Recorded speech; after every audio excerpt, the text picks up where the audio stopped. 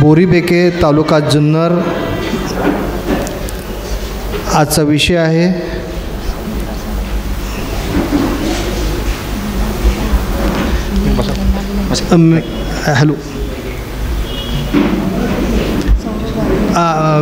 Hello आजचे वक्ते श्री सचिन पाटील यांना स्टेजवर येण्यास विनंती करतो. मी सौरभ वाटवे यांना व शशांक जाधव यांचे स्वागत करण्यास मी त्यांना विनंती करतो.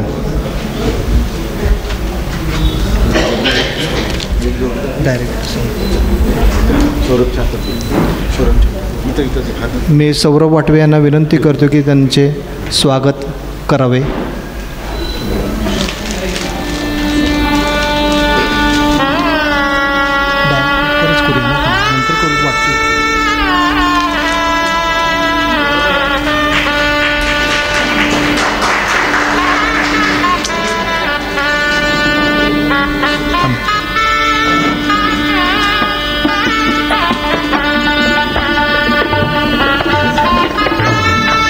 मी सौरभ वाटवे यांना विनंती करतो की शशांक जाधव सरांचे त्यांचा सत्कार करावा.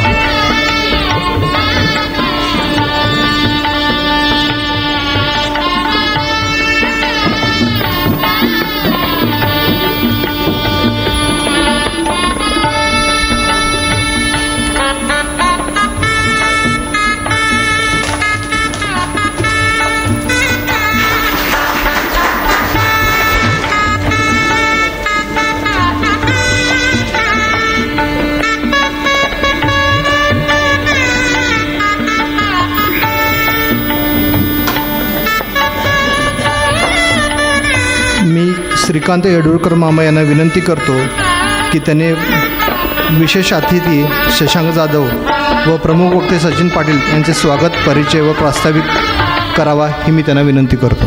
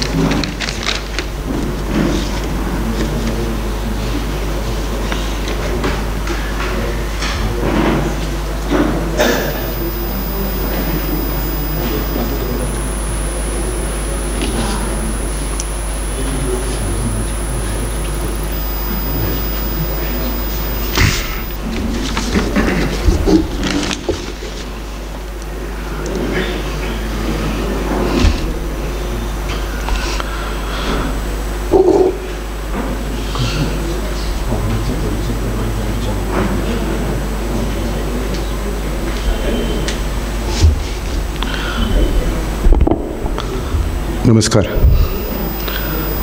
सन्माननीय व्यासपीठ, आजच्या कार्यक्रमाचे वक्ते माननीय श्री सचिन पाटील आणि श्री शशांक जाधव प्रमुख अतिथी आहे. त्या दोघांचेही मी प्रथम स्वागत करतो. आमच्या या व्यासपीठावर त्यांनी येऊन भाषण कुंपण्यास मान्यता दिल्याबद्दल मी त्यांचा ऋण व्यक्त करतो. मी अध्यक्ष या नात्याने 14व्या व्याख्यानमालेचा आढावा घेण्यासाठी या ठिकाणी उभारलेला आहे. गेले 2-3 महिने ह्या कार्यक्रमाचं नियोजन आम्ही करत होतो आणि या 2-3 महिन्याच्यात रचनेमध्ये अनेक व्यक्तींनी अनेक संस्थांनी आम्हाला सहकार्य प्राप्त करून दिलं. त्यांचं ऋण व्यक्त करणं हे आमची कर्तव्य आहे, जबाबदारी आहे. ओघाने काही क्रमाने काही राहिलं असेल तर ती माझी वैयक्तिक चूक समजावी.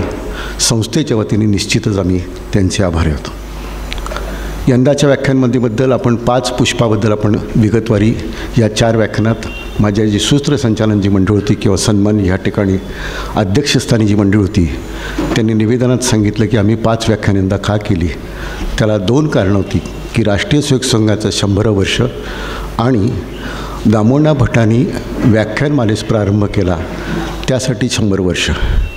दामोदर भटांनी एक मुद्दा निवेदनात घेतो आहे की दामोदर भटाने छत्रपती शिवजयंती उत्सव मंडळ हे 1934 साली स्थापन झालं आणि दामोदर भटांनी त्याची जी रचना आहे, माफ करा, 1919च्या दरम्यान झालं आणि 1924ला दामोदर भट त्याचे कार्यकर्ते होते आणि त्या शिवजयंती उठ्ठळच्या माध्यमातून दामोदर भटांनी ही व्याख्यानमाला सुरू केली. ही व्याख्यानमाला फाल्गुनमध्ये करत होते. फाल्गुनमध्ये छत्रपती शिवरायांची जी जन्मतिथी असायची, जन्मोत्सव असायचा, त्यावेळी ते करत होते. ती 5 दिवसाची व्याख्यानमालाची असायची. भानुतालमीच्या सहकार्याने कबड्डी, खो खो ह्याचेसुद्धा खेळ व्हायचे, काही मुलांच्या स्पर्धा पण व्हायच्या. अशी विस्ताराने ती व्याख्यानमाला संपन्न होती. ती दीर्घकाळ मुंबईला दामोदर भटांचा इथनं प्रवास संपून जाण्यापूर्वीसुद्धा नंतर काही कार्यकर्त्यांनी ही व्याख्यानमाला चालू ठेवण्याचा प्रयत्न केला, यशस्वीरित्या चालवली आणि तदनंतर 2011मध्ये ह्या संस्थेची जबाबदारी आमच्या ह्या कार्यकारिणीवर प्राप्त झाली. 2011 ते 2024 या दरम्यानच्या काळात जवळजवळ 13 ते 14 वर्ष मधला काही कोरोनाचा काळ सोडला तर आम्ही सातत्याने तुम्हा लोकांच्या आशीर्वादाने, तुम्हा लोकांच्या प्रोत्साहाने ही व्याख्यानमाला आम्ही करण्याचा प्रयत्न करतो आहे. आजचं जे पुष्प आहे, 4 व्याख्यानाचा आपण सर्वांनी आस्वाद घेतलेला आहे, त्यांचे विचार ऐकलेले आहेत, त्याबद्दल कौतुकही केले आहे, काही चिकित्सा पण केलेली आहे.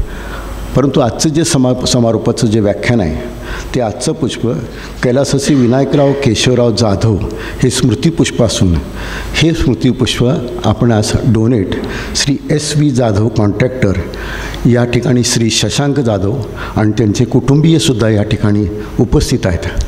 यांच्या निधीतून आजचं व्याख्यान हे संपन्न होत आहे. या छत्रपती शिवराय सांस्कृतिक मंडळाच्या वतीने मी मुद्दामून आदरणीय वक्ते आलेले आहेत, त्यांच्या संदर्भासाठी सांगतो. इथं 2 व्यक्ती या ठिकाणी उपस्थित आहेत. एक आदरणीय वसंतराव आपटे सर आलेत का पुढं? आपटे सर या ठिकाणी मागं बसलेले आहेत. बाळकृष्ण म्हणून पंजाबी लेखक होते. त्यांनी इंग्रजीमध्ये शिवचरित्र 4 खंडात लिहिलं. शिवचरित्र 4 खंडात दिलं. मी आता ज्यांचा उल्लेख केला त्या वसंतराव आपटेंच्याकडं शिवाजी युनिव्हर्सिटीने याचं मराठी करण्याची जबाबदारी सोपवली. वसंतराव 1 मिनिट उभं राहा. यांनी 1400 पानाचं शिवचित्र लिहिलेलं आहे आणि 2 खंडात 1400 पानाचं खंड त्यांनी आता शिवचित्र लिहिलं आहे. त्याचं इंग्रजीचं रूपांतर जवळजवळ वर्षभर त्यांनी काम केलं आणि वर्षाच्या नंतर 1400 पृष्ठाचं हे शिवचरित्र त्यांनी आज दिलं आहे. शिवाजी युनिव्हर्सिटीकडे समारंभपूर्वक त्यांनी सोपवलेलं आहे. असे वसंतराव आपटे या शिवछत्रपती व्याख्यानमालेच्या उपस्थित राहिले. मी त्यांचं मनपूर्वक स्वागत करतो.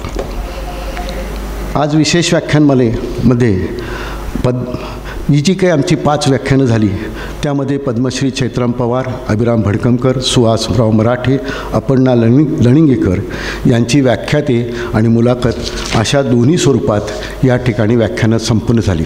आपण सर्वजण त्याला उत्कृष्ट प्रतिसाद दिला. या सगळ्या रचनेमध्ये आर्थिक सगळी रचना करावी लागते.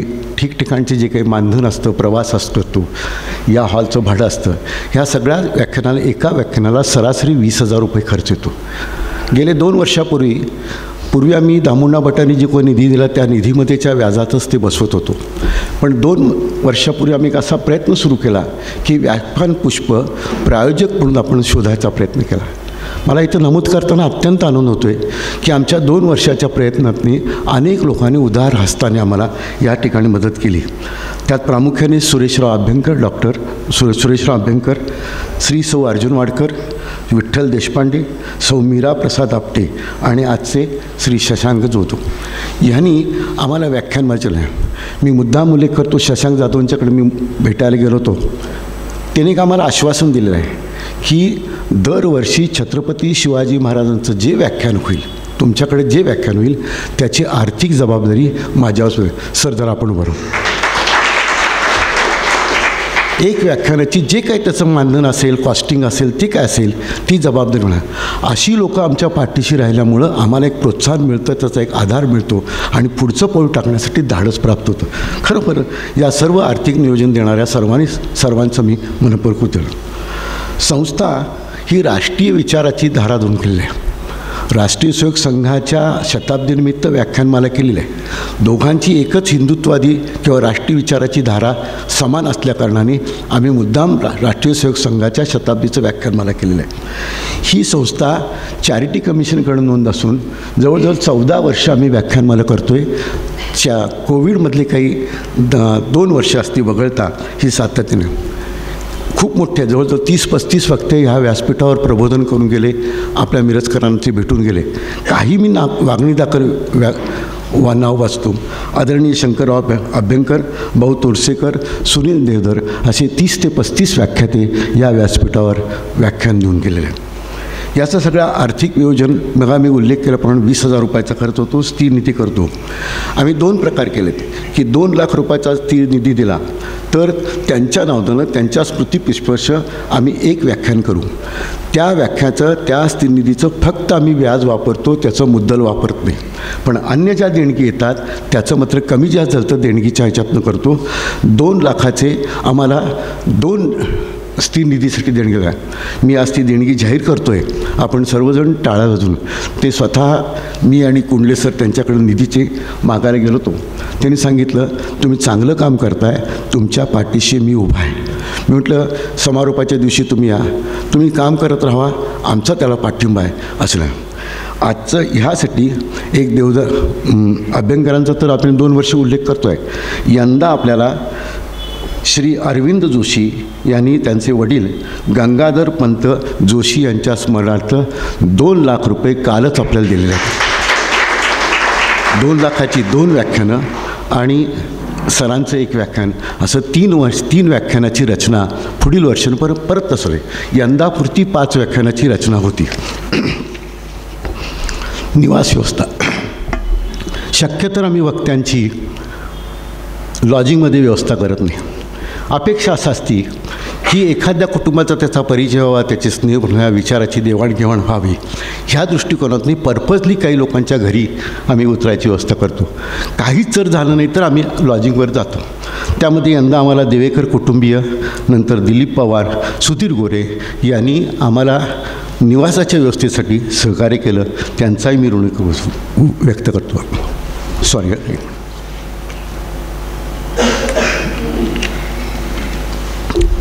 या सगळ्या कार्यक्रमाला प्रसिद्धी द्यावी लागते. प्रसारमाध्यमातून जे काय आम्हाला करणं शक्य असेल ते करायला लागतं. कारण लोकांची संख्या येणं, श्रोते असतील तर वक्त्यांना काही बोलण्यात मजा असते किंवा त्यांना आनंद प्राप्त होतो. त्यामुळे प्रसिद्धीसाठी आम्हाला मोहन वाटवे, राजेंद्र नेतू, चाटे, आशुतोष जोशी, सावंत आणि छत्रे, कागवाडे ह्या मंडळीने आम्हाला मनपूर्वक सगळ्याला एक यंदा आम्ही विशेष प्रयोग केलेला आहे. तो प्रयोग तुम्हाला मुद्दामून आज सांगतो आहे की या ठिकाणी आदित्य कुलकर्णी बसले. सर जर वरा हे आपल्या व्याख्यानाचं लिंक आजच 4 व्याख्यानाची लिंक टाकलेली आहे. त्या लिंकचं मी महादेव जोगळेकर तुम्हाला सांगतील. गेले 4 दिवस जी व्याख्यान झालेली आहे ती तुम्हाला घरात बसून व्याख्यान ऐकायला मिळतील. ती लिंक त्यांनी तयार केलेली आहे आणि त्यांनी यंदापासून आम्हाला सहकार्य करण्यास प्राप्त झालं आहे. सर तुमचंही आम्ही आभार मानतो. ती लिंक महादेव जोगळेकर 1-2 मिनिटात सांगतील, कारण मला ती नेमकी आत्ता माहीत नाही. पण ती लिंक आज 4 व्याख्यानाची पडली आहे. तुम्ही घरात बसून सगळं व्याख्यान ऐकू शकता. संतोष. आभार.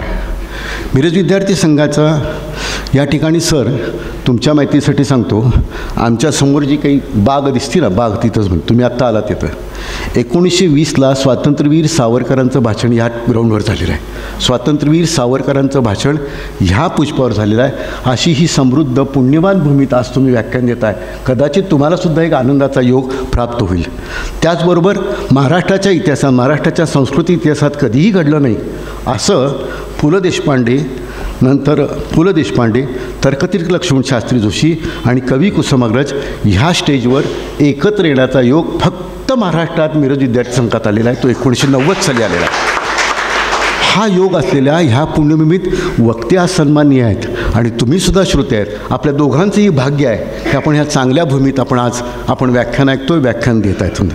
याचबरोबर Sangli urban cooperative bank, Divekar associated, Aditya multipurpose bank, Ujjwala Mhaskar, माजी न्यायाधीश राष्ट्रीय स्वयंसेवक संघाचे जिल्हा संघचालक श्री सुधीरजी चापोटकर, संघाचे सर्व जिल्ह्यातले पदाधिकारी, शहरातले पदाधिकारी यांनी आम्हाला वेळोवेळी मार्गदर्शन केलं आणि ह्या व्याख्यानासाठी मनोबल वाढवण्यासाठी खरोखर त्यांनी मदत केली. याबद्दल मी त्यांचेही ऋणी येत आहे. निवेदन एक देणगी जी द्यायची आहे देणगी यादी.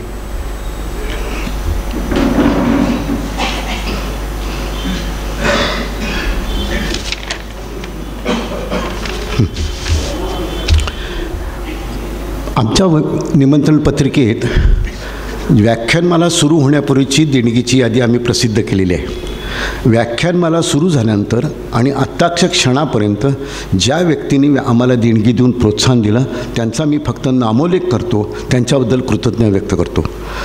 श्रीमती सुप्रिया धनंजय सूर्यवंशी, अंत्योदय निधी बँक लिमिटेड मिरज, पांडुरंग मार्तंड कोरे, विवेक केशव वैद्य, श्री दयानंद नाईक, श्री मिलिंद सुतार, संजना महादेव जोगळेकर, शांतला य हिप्परगेकर, कुमारी आर्या व कुमारी आभा पटवर्धन सांगली, अनिल अनंत रामहंस, राजू गुलाब धोंगडे, उर्मिला लक्ष्मण कुलकर्णी या लोकांनी आर्थिक ह्याच्यात आपल्याला मिळाले आहे.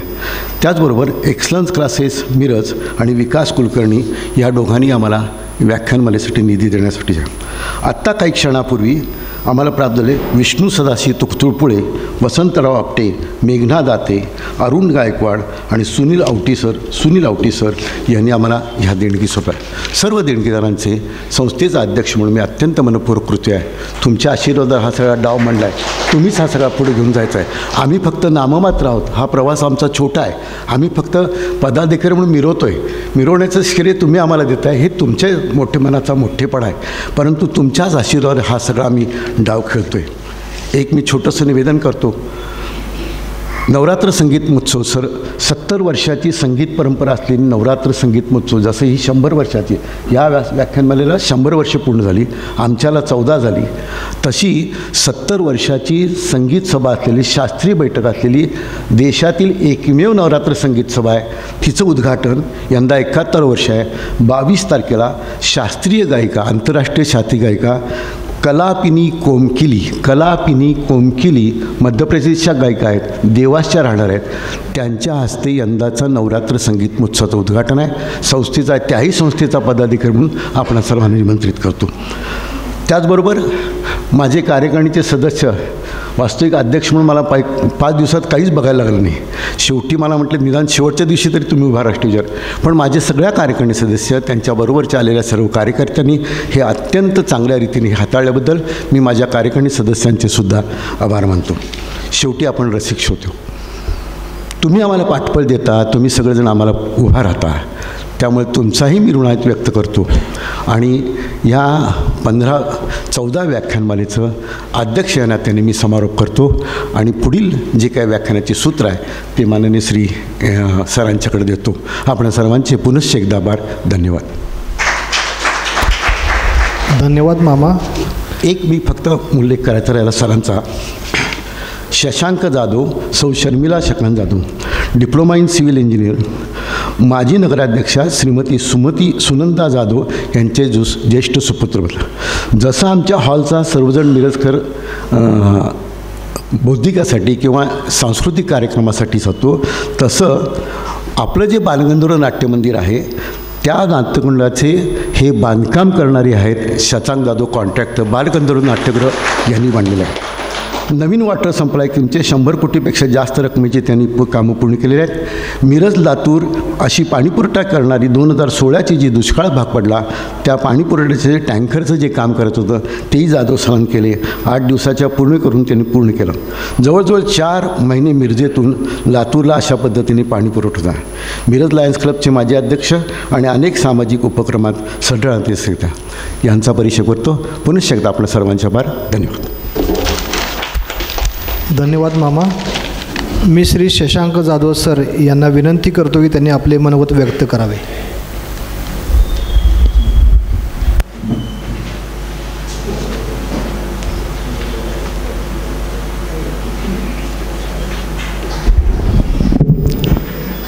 दामोअण्णा भट स्मृती व्याख्यानमालेचं आजचं 5वं पुष्प आणि त्यानिमित्त अध्यक्ष म्हणून मला उपस्थित राहण्याची संधी दिली याबद्दल सर्वप्रथम आमच्या या मंडळाचे पदाधिकारी व आमचे मित्र राजेश देशमाने, भावनदास कुंडले यांचे आभार मानतो.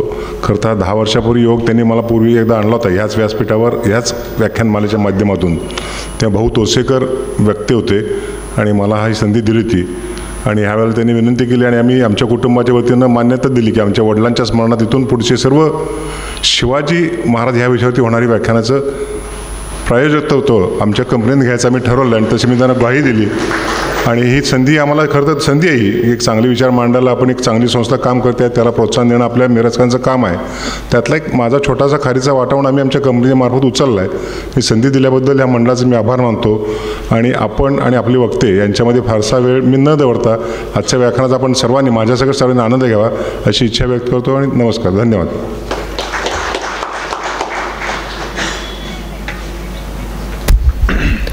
यानंतर मी सौरव वाटवे यांना विनंती करतो की त्यांनी वक्त्यांचा परिचय करून द्यावा.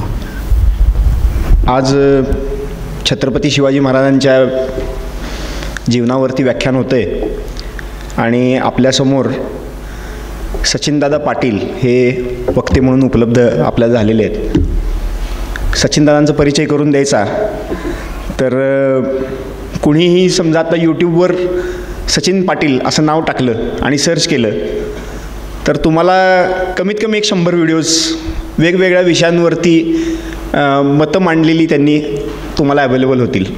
महाराष्ट्रामधलं सामाजिक, धार्मिक या अंगानं स्वतःची स्पष्टपणे मतं मांडणारं असं सचिनदादांचं व्यक्तिमत्व पूर्ण महाराष्ट्रालाच ज्ञात आहे. मूलतः हिंदुत्ववादी आध्यात्मिक परंपरेतली त्यांची जडणघडण झालेली आहे.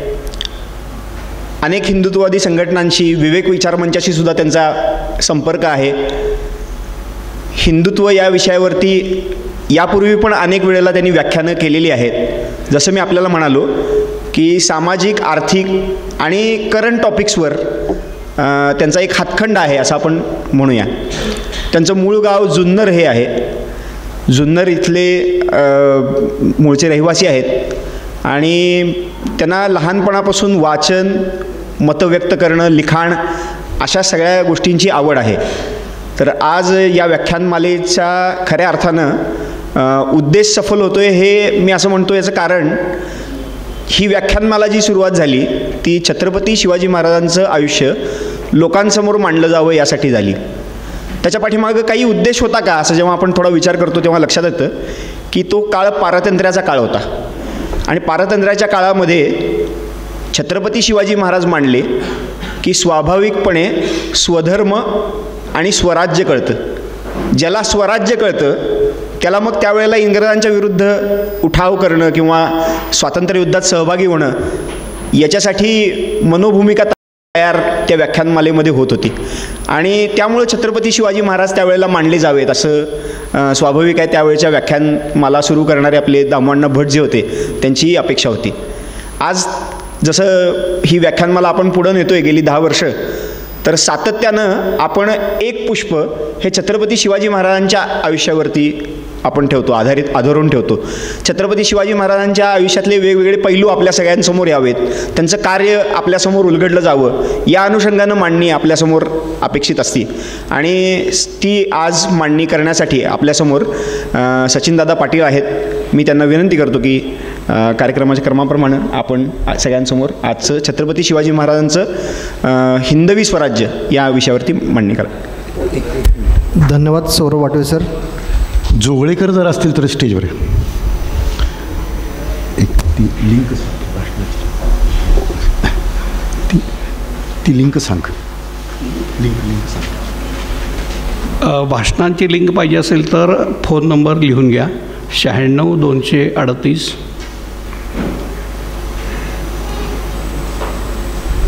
96 238 239 36.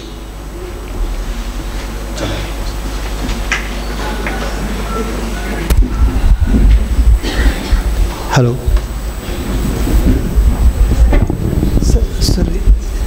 हॅलो.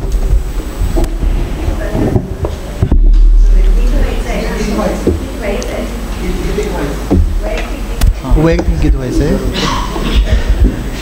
मी श्री आशुतोष जोशी यांना विनंती करतो की त्यांनी आपले गीत सादर करावे.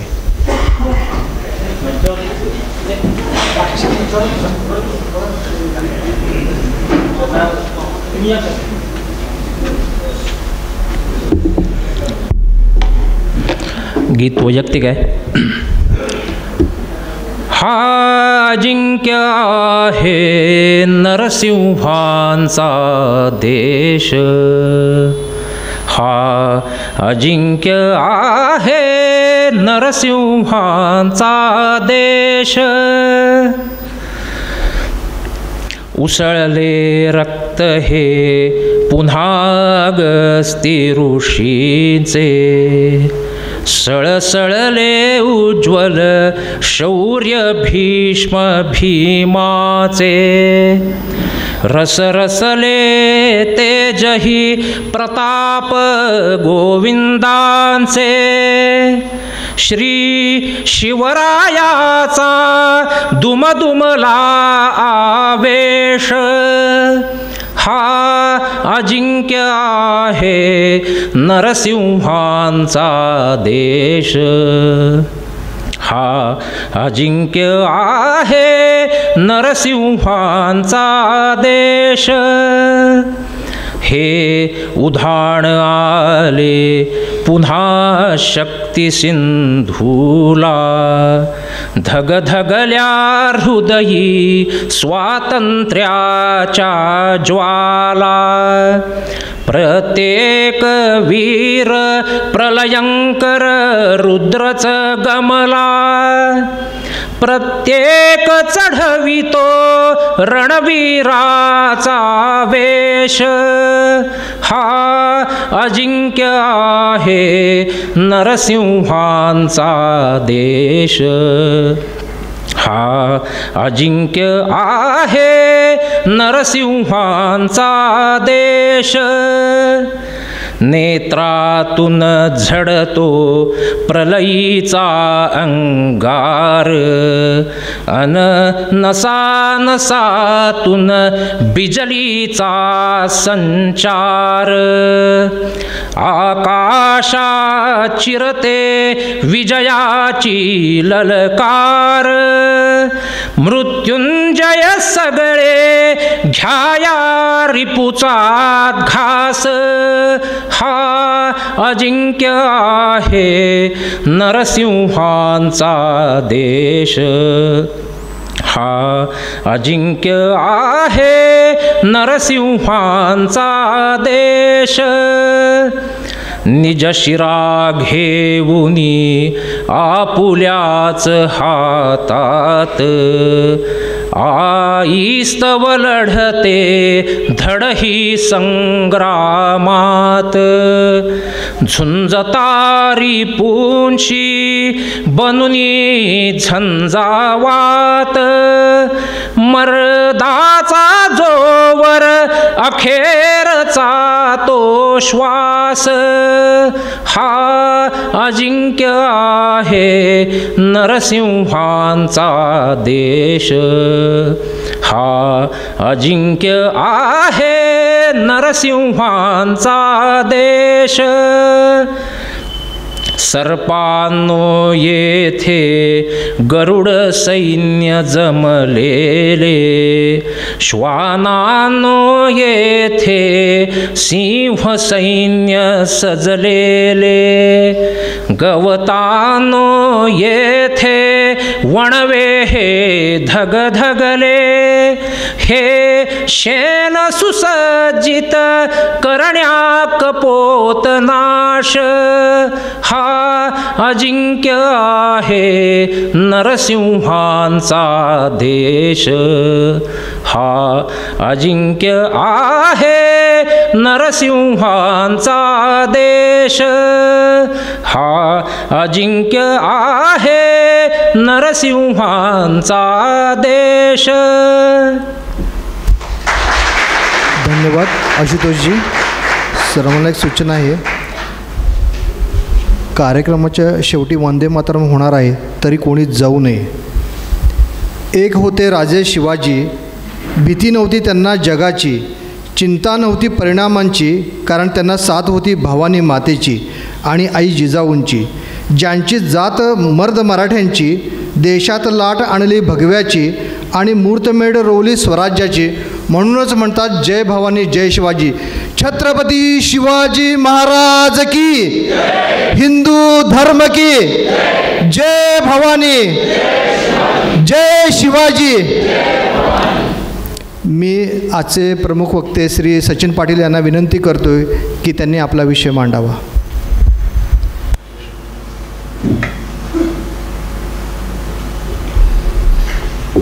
थोडं मागे.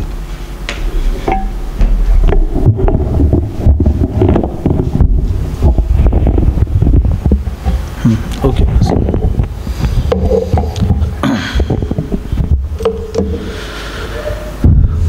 जय श्रीराम, हर हर महादेव. मी सचिन पाटील. आज मला इथं छत्रपती शिवाजी महाराजांच्या जीवनावर भाष्य करायला बोलावलं. छत्रपती शिवाजी महाराजांच्या जीवनावर भाष्य करणाऱ्या व्याख्यात्यांचा हा काळ आहे. त्याच्यापेक्षा रॅदर असं म्हटलेलं चालेल की सुळसुळाट आहे. करिअर ऑप्शनमध्ये काही दिवसांनंतर कीर्तन आणि शिवचरित्र हे सुद्धा अभ्यासक्रमामध्ये आलं तर याचं आश्चर्य वाटायचं कारण नाही. कारण की विनय आपटेंनी एकदा एका मुलाखतीत एक प्रसंग सांगितला होता की विनय आपटेंनी जेव्हा राजा छत्रपती हिंदीमध्ये बनवायचं ठरवलं होतं, त्यानंतर आपल्या सगळ्यांना माहिती आहे की मराठीमध्ये अमोल कोल्हेंची मालिका आली. ते नितीन सरदेसाई बहुतेक त्यांनी ती बनवलेली होती. हां, ते त्याला आर्ट डिरेक्टर होते विनय आपटेंच्या हिंदी सिरियलला. तेव्हा विनय आपटेंनी एका मुलाखतीत सांगितलं होतं की मी जेव्हा छत्रपती शिवाजी महाराज हा विषय घेऊन प्रोड्युसर्सकडे जायचो, निर्मात्यांकडे, तर नितीन चंद्रकांत देसाई हां आर्ट डिरेक्टर होते त्याला, तर तेव्हा प्रोड्युसर असे म्हणे की छत्रपती शिवाजी महाराज हा सेलेबल प्रोडक्ट नाही आहे, आपल्या महाराष्ट्रामध्ये ते कोणी बघणार नाही, असं ते तेव्हा म्हणायचे. आणि ती त्यांनी खंत बोलून दाखवली आणि त्यांनी खूप प्रयत्नांनी छत्रपती शिवाजी महाराजांवर चित्रपट मालिका बनवली आणि ती चालली. नंतर परत मालिका बनत गेल्या. एक ती परिस्थिती होती की त्यावेळी छत्रपती शिवाजी महाराजांना कोणी बघणार नाही अशी एक मानसिकता होती. आणि आज छत्रपती शिवाजी महाराजांच्या जीवनावर किती चित्रपट येत आहेत, मराठ्यांच्या याच्यावर किती येत आहेत किंवा सगळं आपल्याला याची कल्पना आहे. पण याला आपण आनंदाचे किंवा सुगीचे दिवस म्हणू शकतो का? तर व्यावसायिकीकरण छत्रपती शिवाजी महाराजांच्या चारित्र्याचं आणि दुसरी गोष्ट म्हणजे त्याचं वामपंथीकरण किंवा ज्याला आपण म्हणू की छत्रपती शिवाजी महाराजांना धर्मनिरपेक्ष दाखवण्याची जी चढाओढ सुरू झालेली आहे. आणि काय विकल्या जाईल? ओरडणाऱ्याची आंबट करवंदे खपतात. मग जेव्हा व्याख्यात्यांच्या लक्षात आलं की छत्रपती शिवाजी महाराजांना मी जितकं उदारमतवादी आणि जितकं जास्त सर्वसमावेशक दाखवलं, जितकं जास्त सेक्युलर दाखवलं, हाही खुश तोही खुश, त्याच्या बाजूचा पण खुश, पलीकडचा पण खुश, सगळ्यांना खुश करण्यासाठी मी शिवरायांचा जर का इतिहास मांडला तर माझं पुढचं पाकीट अजूनही पक्कं होतं आणि पाकिटाचा आकारसुद्धा वाढतो. मग हे सेलेबल प्रोडक्ट शिवराय नावाचं, जे की आपल्याला बोलताना वाईट वाटतं, काही जण म्हणतील की महाराजांना असं बोलतो, अरे ते करतायत, मी बोलतोय. तर शिवरायांच्या चारित्र्याला विकून बंगले बांधण्याचं एक ससेमिरा सुरू झाला. मग कुठल्याही पद्धतीनं मग राजकारणात विकल्या जाऊ, मालिकांच्या माध्यमातून की व्याख्यात्यांच्या माध्यमातून. आणि त्यामुळे शिवव्याख्याता या नावाची सुद्धा भीती वाटावी. म्हणजे आता कोणं जर का शिवव्याख्याता म्हटलं तर कोणी शिवी दिली किंवा वस्कन अंगावर धावून आल्यासारखं मला वाटतं. त्यामुळे मी स्वतःच्या नावापुढे शिवव्याख्याता लावत नाही. कारण की शिवव्याख्यात्यांनी जे मध्यंतरी आणि आतापर्यंत जो ट्रेंड आणलेला आहे, कोणाला महाराजांच्या सैन्यात 56% मुसलमान घुसवायचे आहेत, कोणाला छत्रपती शिवाजी महाराजांच्या राज्याभिषेकाला ब्राह्मणांनी विरोध केला हे दाखवायचं आहे, कोणाला छत्रपती शिवाजी महाराजांनी कशा पद्धतीनं कुराण कपाळाला लावलं, सकाळी उठल्या उठल्या त्यांना कामच नव्हती दुसरी, ते पहिले म्हणायचे जा कुराण आण मला कपाळाला लावू दे.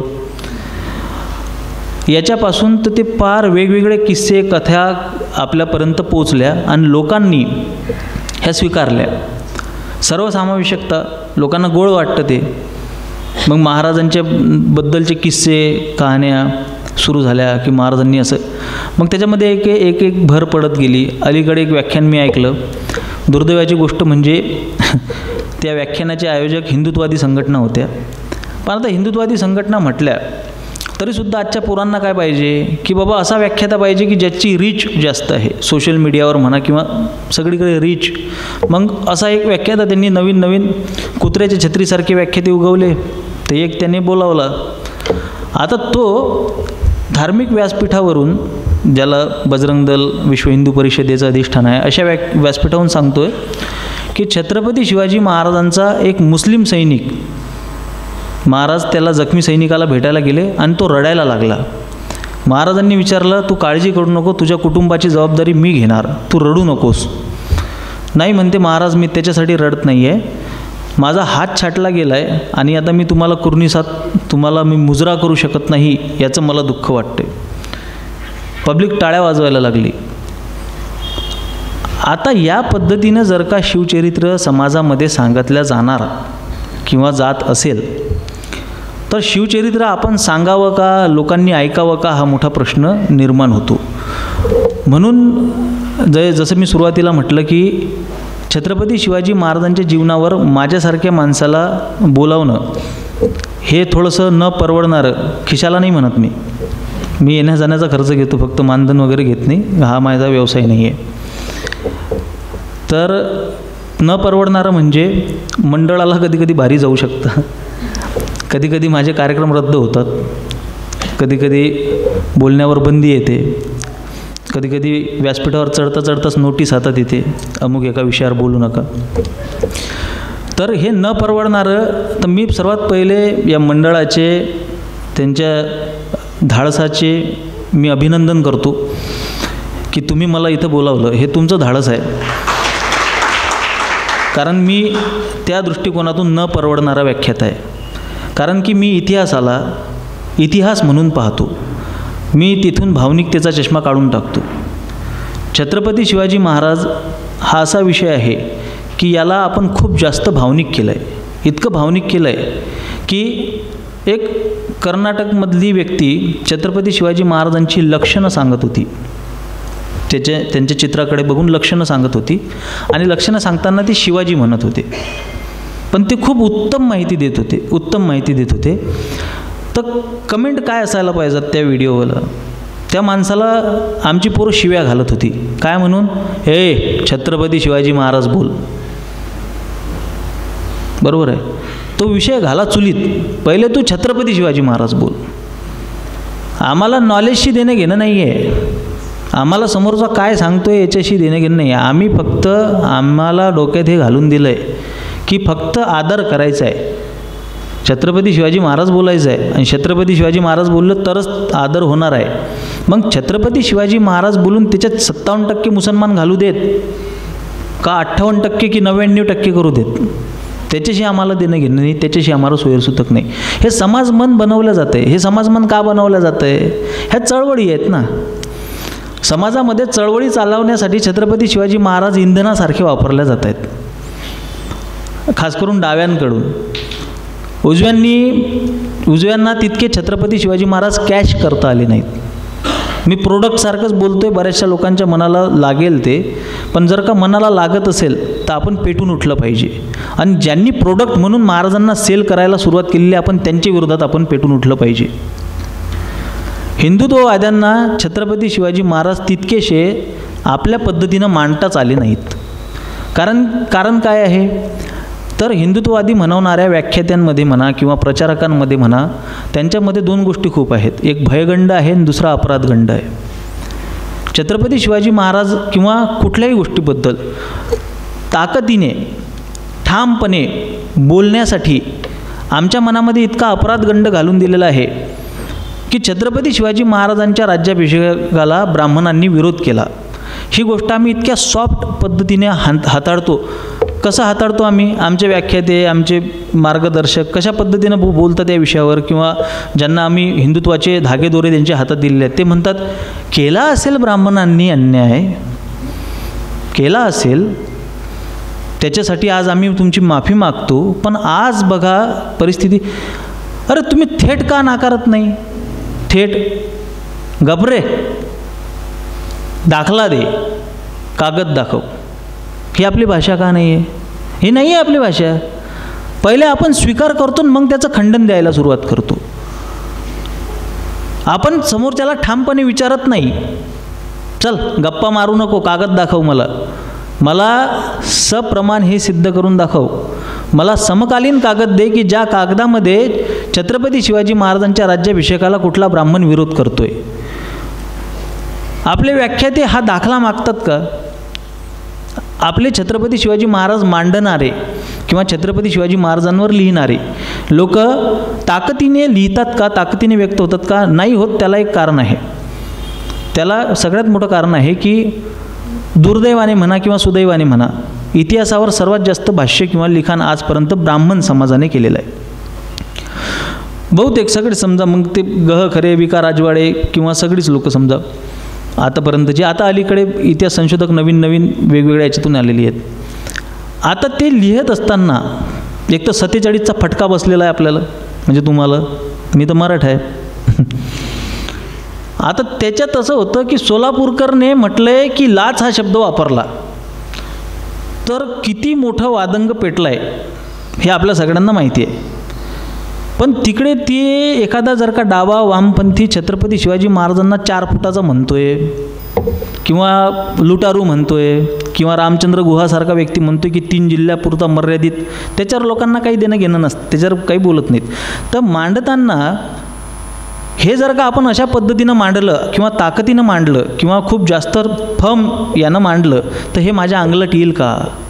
मला त्याचा त्रास होईल का? ह्या पद्धतीची भीती. किंवा जर का तो ब्राह्मण नसला, तो ब्राह्मणेतर असला माझ्यासारखा व्यक्ती, पण तोसुद्धा जर का छत्रपती शिवाजी महाराजांना या अनुषंगाने मांडतोय तर तू बामणाचा, तू मनुवादी, तुझ्या डोक्यात भटांनी हे केलं आहे, कालवा केली आहे, हे यांनी काय केलं आहे ना, यांनी अशा पद्धतीने इकोसिस्टीम स्वतःची डेव्हलप केलेली आहे. अशा पद्धतीने यांनी फिल्डिंग लावलेली आहे की कोणी त्याच्यावर बोलूच नये, कोणी त्याच्यावर भाष्यच करू नये. अशा पद्धतीची यांनी सिस्टीम तयार केलेली आहे.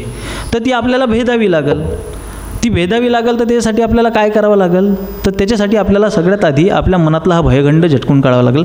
हे राष्ट्र कोणाच्या बापाचं नाही आहे, हे छत्रपती शिवरायांचं आहे, पहिली गोष्ट. दुसरी गोष्ट, हा एक अपराधगंड आपल्या मनातून काढून टाकावा लागेल की जेही आजपर्यंत आपल्यावर आरोप होत आलेले आहेत, त्या आरोपांची सुद्धा आपण चिकित्सा करणं गरजेची आहे. मग छत्रपती शिवाजी महाराजांच्याच बाबतीत नव्हे तर सगळ्याच बाबतींमध्ये. त्यामध्ये एक मुख्य आरोप जो असतो की बाबा 5000 वर्ष झाले अन्याय केला आहे, तोंडाला मडकं आणि कमरेला झाडू होतं, बरोबर आहे. मग आता मी हे उदाहरण खूपदा दिलेलं आहे, आता परत या अनुषंगानं आता देतो की या छत्रपती शिवाजी महाराजांच्या याला आपले केळकर म्हणून होते एक, त्यांनी डॉक्टर बाबासाहेब आंबेडकरांनी हे जेव्हा वाक्य वापरलं तर त्या वाक्यासाठी त्यांना पत्र लिहिलं यांनी की बाबा तुम्ही जे म्हणता की आपल्या दलितांच्या तोंडाला मडकं आणि कमरेला झाडू होता, तर त्याच्यावर तुमच्याकडे काही दाखला आहे का, काही प्रमाण आहे का? तर त्या पत्राला डॉक्टर बाबासाहेब आंबेडकरांनी काय एकदा केराची टोपली दाखवली, दुसऱ्यांदा पण दाखवली, तिसऱ्यांदा मात्र त्यांना त्याचं उत्तर लिहावं लागलं. आणि ते उत्तर यांनी केळकरांनी याच्यात छापून आणलं केसरीमध्ये. आजही ते उत्तर आणि तो कागद उपलब्ध आहे. तुम्ही बऱ्याचदा माझ्या व्हिडिओमध्ये मी टाकलेला आहे, बऱ्याचदा मी त्याच्यावर हे केलेलं आहे की डॉक्टर बाबासाहेब आंबेडकरांनी म्हटलं आहे की याच्यासाठी माझ्याकडे ठोस पुरावा नाही आहे आणि ही माझी IQ माहिती आहे. तर या पद्धतीने एका व्यक्तीने हिंमत केली आणि चिकित्सा केली त्या गोष्टीची की बा खरोखर तोंडाला मळका आणि कमरेला झाडू होता का. आज आपल्यावर होत असलेल्या सगळ्या आरोपांची आपण अशा पद्धतीने चिकित्सा करणं गरजेची आहे की ज्या पद्धतीनं ह्या गोष्टी आपल्यापुढे मांडलेल्या आहेत त्या पद्धतीनं त्या काळामध्ये तशा गोष्टी खरोखर घडलेल्या आहेत का. यन केळकर नाव होतं त्या व्यक्तींचं, यन केळकर, आणि त्यांनी पाठपुरवठा घेतला. आज आपण पाठपुरवठा घेत नाही, आज आपण कागद मागत नाही, आपली ती म्हणजे सवयच मोडलेली आहे. जसं की कुठलं एखादं हे घ्या, नॅरेटिव्ह घ्या आतापर्यंतचं की छत्रपती शिवाजी महाराजांच्या राज्याभिषेकाला ब्राह्मणांनी विरोध केला. ह्या नॅरेटिव्हचा फायदा काय होतो माहीत आहे का. मराठवाड्यामध्ये भीषण परिस्थिती आहे, मराठवाडा अवर्षणग्रस्त आहे, पाऊस पडत नाही, पडला तर खूप जास्त पडला. यावर्षी तुम्ही बघा बरंचसं नुकसान झालं. तिथपर्यंत औद्योगिक क्रांती पोचलेली नाही, उद्योग पोचले नाहीत, बऱ्याच गोष्टी, विकास पोचला नाही. तिथला तरुण बेरोजगार आहे, तिथल्या तरुणाच्या मनामध्ये खदखद आहे आणि त्या खदखदीचा फायदा कसा घेतला गेला.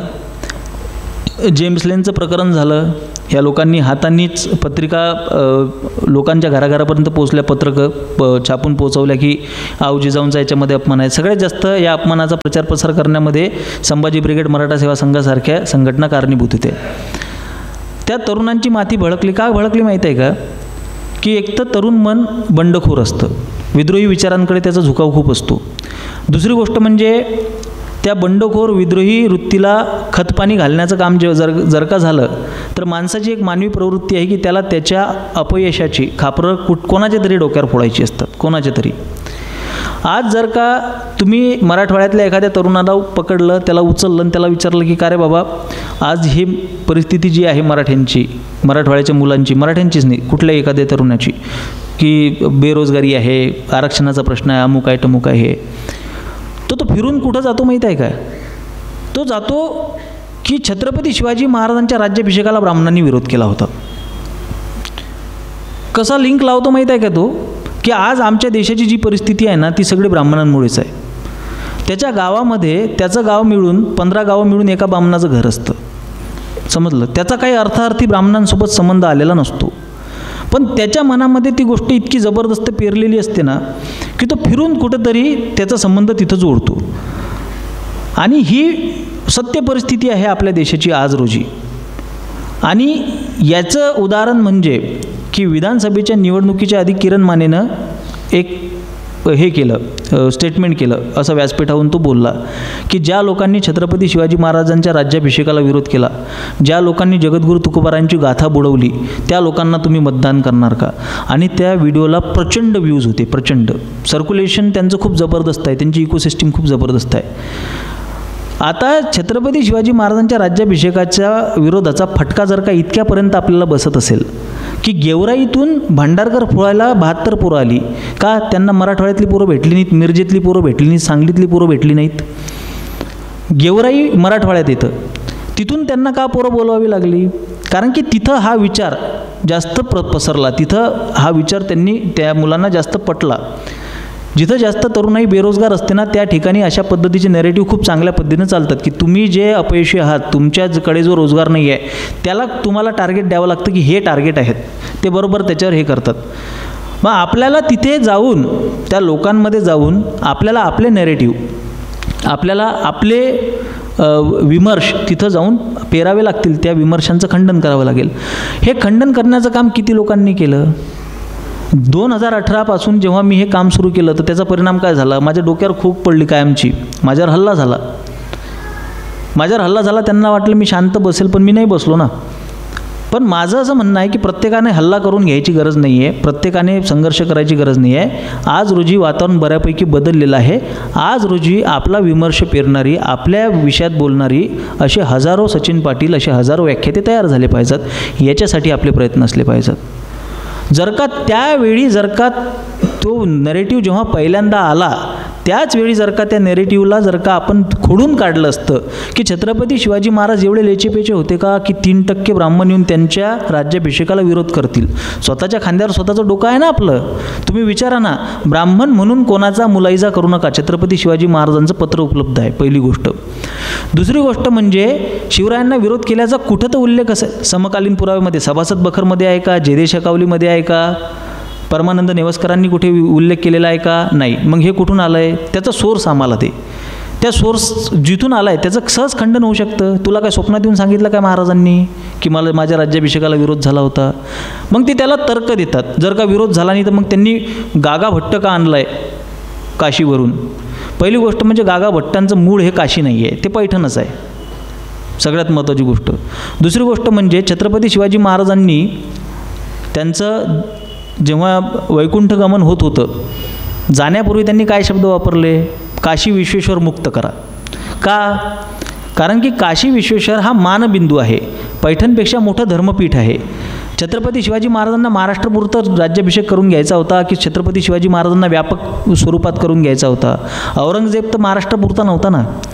तर भारताच्या सर्वोच्च ठिकाणाहून, सर्वोच्च मोठ्या व्यासपीठ याच्यावरून, धर्मपीठावरून मी गागा भट्टासारख्या विद्वान व्यक्तीला आणलेला आहे राज्याभिषेक करून घ्यायला.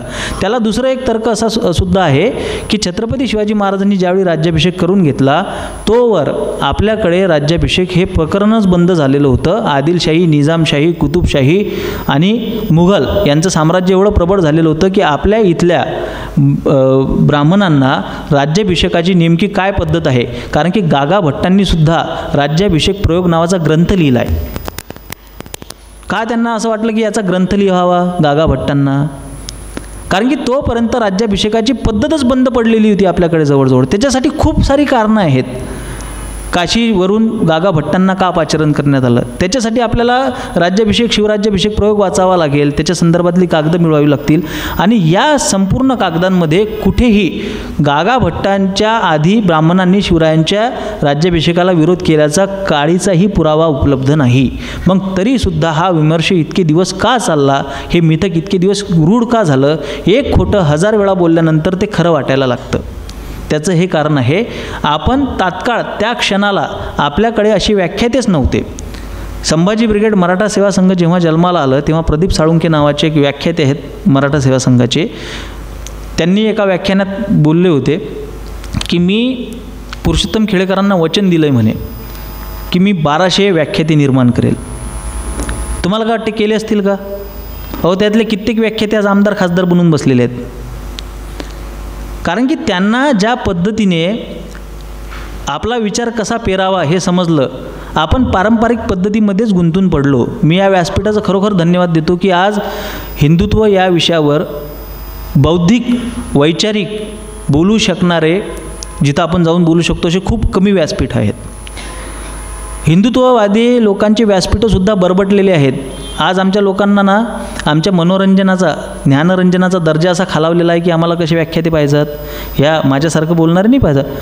सुरुवात कशी असते? अरे ज्या महाराष्ट्राच्या मातीमध्ये, बरोबर आहे ना, ते अभिनिवेश, ॲक्टिंग वगैरे करून इकडचा हात तिकडे, तिकडचा. आमच्या इथं एका अशाच 120च्या स्पीडनं बोलणाऱ्या एका जणाचं व्याख्यान ठेवलं होतं. थोड्या वेळानं मला असं वाटलं, मला झोप लागली ना, याच्या आवाजानं पलंगावून खाली पडायचो मी. अरे या महाराष्ट्रात एकदम दचकून जागी, आवाजाचे चढ उतार, शेरो शायऱ्या, अमुक ढमुक. मला एका जणानं सल्ला दिली होती की पाटील तुम्ही ना मध्ये मध्ये शेर मारत जा. म्हटलं हेच जर करायचं असतं ना तर मी टिकटॉकवर व्हिडिओ केले असते. कंबर हलून सगळेच चांगले पैसे भेटतात. आणि तुमच्या माहितीसाठी सांगतो, आज जरी वाटत नसलं मला बघून, तरी कॉलेजमध्ये मी डान्स अकॅडमी पण चालवलेली आहे. मी ते केलं असतं ना, आणि पैसाच कमवायचा असतं तर मी राष्ट्रवादी काँग्रेसमध्ये असतो ना, बरोबर आहे. ही जी पद्धत ज्ञानरंजनाची आलेली आहे. मला एकदा नांदेडमधून फोन आला, म्हणे पाटील आपल्याला कार्यक्रम घ्यायचा आहे, व्यासपीठावर तुम्ही पाहिजे. म्हटलं व्याख्यान घ्यायचं आहे? म्हणे नाही, सत्कार घ्यायचा आहे. म्हटलं सत्काराचं काय लोणचं घालायचं का? मला बोलू द्या, मी बोलतो. नाही नाही, बोलायला दुसरे आहेत, मग मी कशाला पाहिजे? ते म्हणते गर्दी, हे अमुकं येत आहेत, तमुकं येतात, हे येत आहेत, ते येत आहेत. म्हटलं तुम्ही चुकीच्या पाटलाला फोन केला आहे, तुम्ही गौतमी पाटीलला फोन करा. गर्दी पाहिजे ना.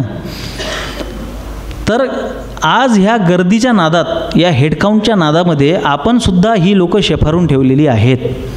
लक्षात घ्या की ज्या लोकांकडे संदर्भाशिवाय इतिहास आहे आणि प्रमाणांशिवाय धर्म आहे.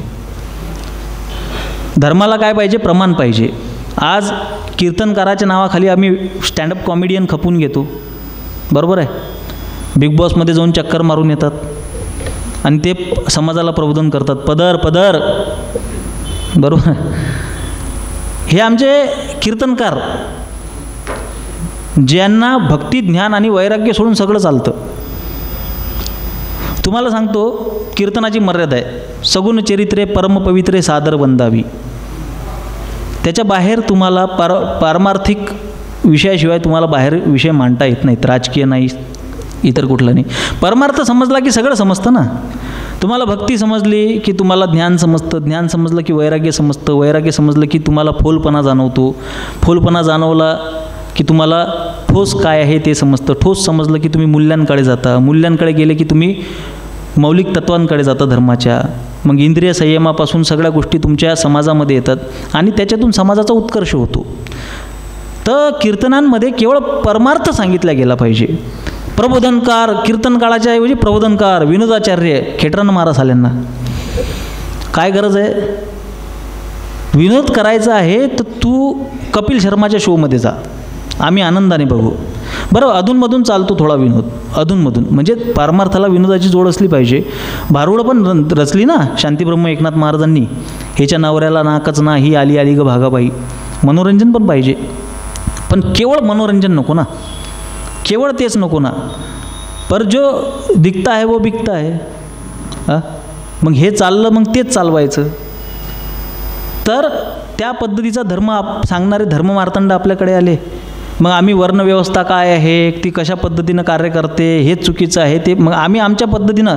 आणि धर्माचं असं झालं मित्र हो, की घरी कांदे पोहे बनवतात तसा लोक धर्म बनवायला लागलीत. मला कसा सोयीस्कर धर्म पडतो तसा मग मी त्या हिशोबानं दाखले, त्या हिशोबानं मी पद्धती घेऊन मी तसा धर्म रेटेल माझा. माझ्या धर्माला काहीतरी बेस आहे, काहीतरी फाउंडेशन आहे, असं काही राहिलंच नाही. प्रत्येकाने धर्म फ्लेक्झिबल करून टाकला आहे, लवचिक करून टाकला आहे. तो एवढा लवचिक करून टाकला आहे की मी त्याच्यावर एक लेख लिहिला होता, मग मुसलमान होण्यास काय हरकत आहे. हेही चालवून घ्या, तेही चालवून घ्या, सर्वसमावेशकता आली पाहिजे, तेही चालवून घ्या. ते मग मुसलमाने चालवून घ्या ना. खजूरही खायला भेटतात, बडे बायका कुर्ता, छोटे बायका पैजामा, 8 दिवस आंघोळ करायची गरज नाही, बरोबर आहे. आमचे एक मित्र आहेत, लव जिहादवर काम करतात. ते म्हणतात मुलींना इस्लाम शिकवा, मुलांना इस्लाम शिकवा. इस्लाम म्हटलं स्वधर्म शिकवा ना. आपण गाडी चालवत असताना हे थोडी शिकवतो गाडी कशी ठोकायची नाही. पोहताना आपण हे थोडी शिकवतो की कसं बुडायचं नाही, कसं पोहायचं, कशी गाडी चालवायची, काय करायचं नाही हे कशाला शिकवता, काय करायचं ते शिकवा ना. नाही, इस्लाम शिकवणं गरजेचं आहे. थ्रेट वाटलं पाहिजे. म्हटलं काय बोळख्याचं थ्रेट वाटन, हे जेनझी आहे म्हटलं. हिला जर समजलं जेनझीला की असा एक आहे काहीतरी सोय की खाली 4 वरते 72 आहेत. 12 महिने 24 तास श्रावण पाळायची गरज नाही, रोज मटण खायला भेटणार आहे, वो भी बळे का, बरोबर आहे. ते पण स्वस्त आहे. काय मला सांगा, तो का नाही जाणार तिकडे? काय सेन्स बनतो याच्यात की त्याला इस्लाम शिकवा? अरे त्याला सत्य शिकवा ना. सत्य सांगितल्यावर त्याला समजेल ना असत्य काय आहे. छत्रपती शिवाजी महाराजांना काय शिकवलं आऊ जिजाऊंनी? रामायण महाभारत शिकवलं ना. का बाबरची कबर आणून सांगितली की बाबा हे असं असं होतं वानर, आपल्याला असं नाही करायचं. काय योग्य आहे ते शिकवा, काय राईट आहे, काय राइटिजियस आहे. तुम्हाला सही क्या है समझ में आया तो गलत क्या है समझने की ज़रूरत नहीं है, बरोबर आहे. पण आमचा भर कशावर आहे माहीत आहे काय? डिस्ट्रक्टिव्ह गोष्टींवर जास्त आहे, कन्स्ट्रक्टिव्ह गोष्टींवर नाही आहे. कन्स्ट्रक्टिव्ह काय आहे की स्वधर्माची सुरुवात स्वतःच्या घरातून झाली पाहिजे. छत्रपती शिवाजी महाराजांनी धर्म याला आपण जोडलं पाहिजे. त्याला जोडायची गरज नाही, ती जुळलेली आहेत. काही लोकांना, आमच्या हिंदुत्ववाद्यांना सुद्धा काही लोकांना ना धर्म म्हटलं ना पोटात ना त्यांच्या गोळा येतो. हे ते धर्म प्रॅक्टिकल असलं पाहिजे, विवेकवादी असलं पाहिजे. काय लोणचं घालायचं तुमच्या विवेकाचं? धर्म कोण राखणार आहे माहीत आहे का? धर्म तोच राखणार आहे जो मंदिरात जातोय, जो घंटी बळवतोय. लक्षात घ्या, धर्म तोच राखणार आहे ज्याला वाटते की माझ्या घरातला देव शाबूत राहिला पाहिजे, तोच तलवार उचलल वेळेवर. हे जे विवेकवादी वगैरे आहेत ना, हे घराच्या समोरून एखादा आंदोलनाचा जर का जुलूस जात असला, जर का मोर्चा जात असला, तर कुंडी बंद करून घरात भारत माता की जय म्हणतात. लक्षात घ्या की माझा आवाजही बाजूला गेला नाही पाहिजे. नास्तिक हिंदुत्ववादी वगैरे काही नसतं. तुम्हाला सांगा, तुमच्या आईला शिवी दिल्यानंतर तुम्हाला का राग येतो? कारण की तुमच्या आईवर प्रेम आहे, बरोबर आहे. याच्यासाठी राग येतो का की मला शेजारच्या आईचा राग येतो म्हणून? मुसलमानांचा राग आहे म्हणून मी स्वधर्मावर प्रेम करू का?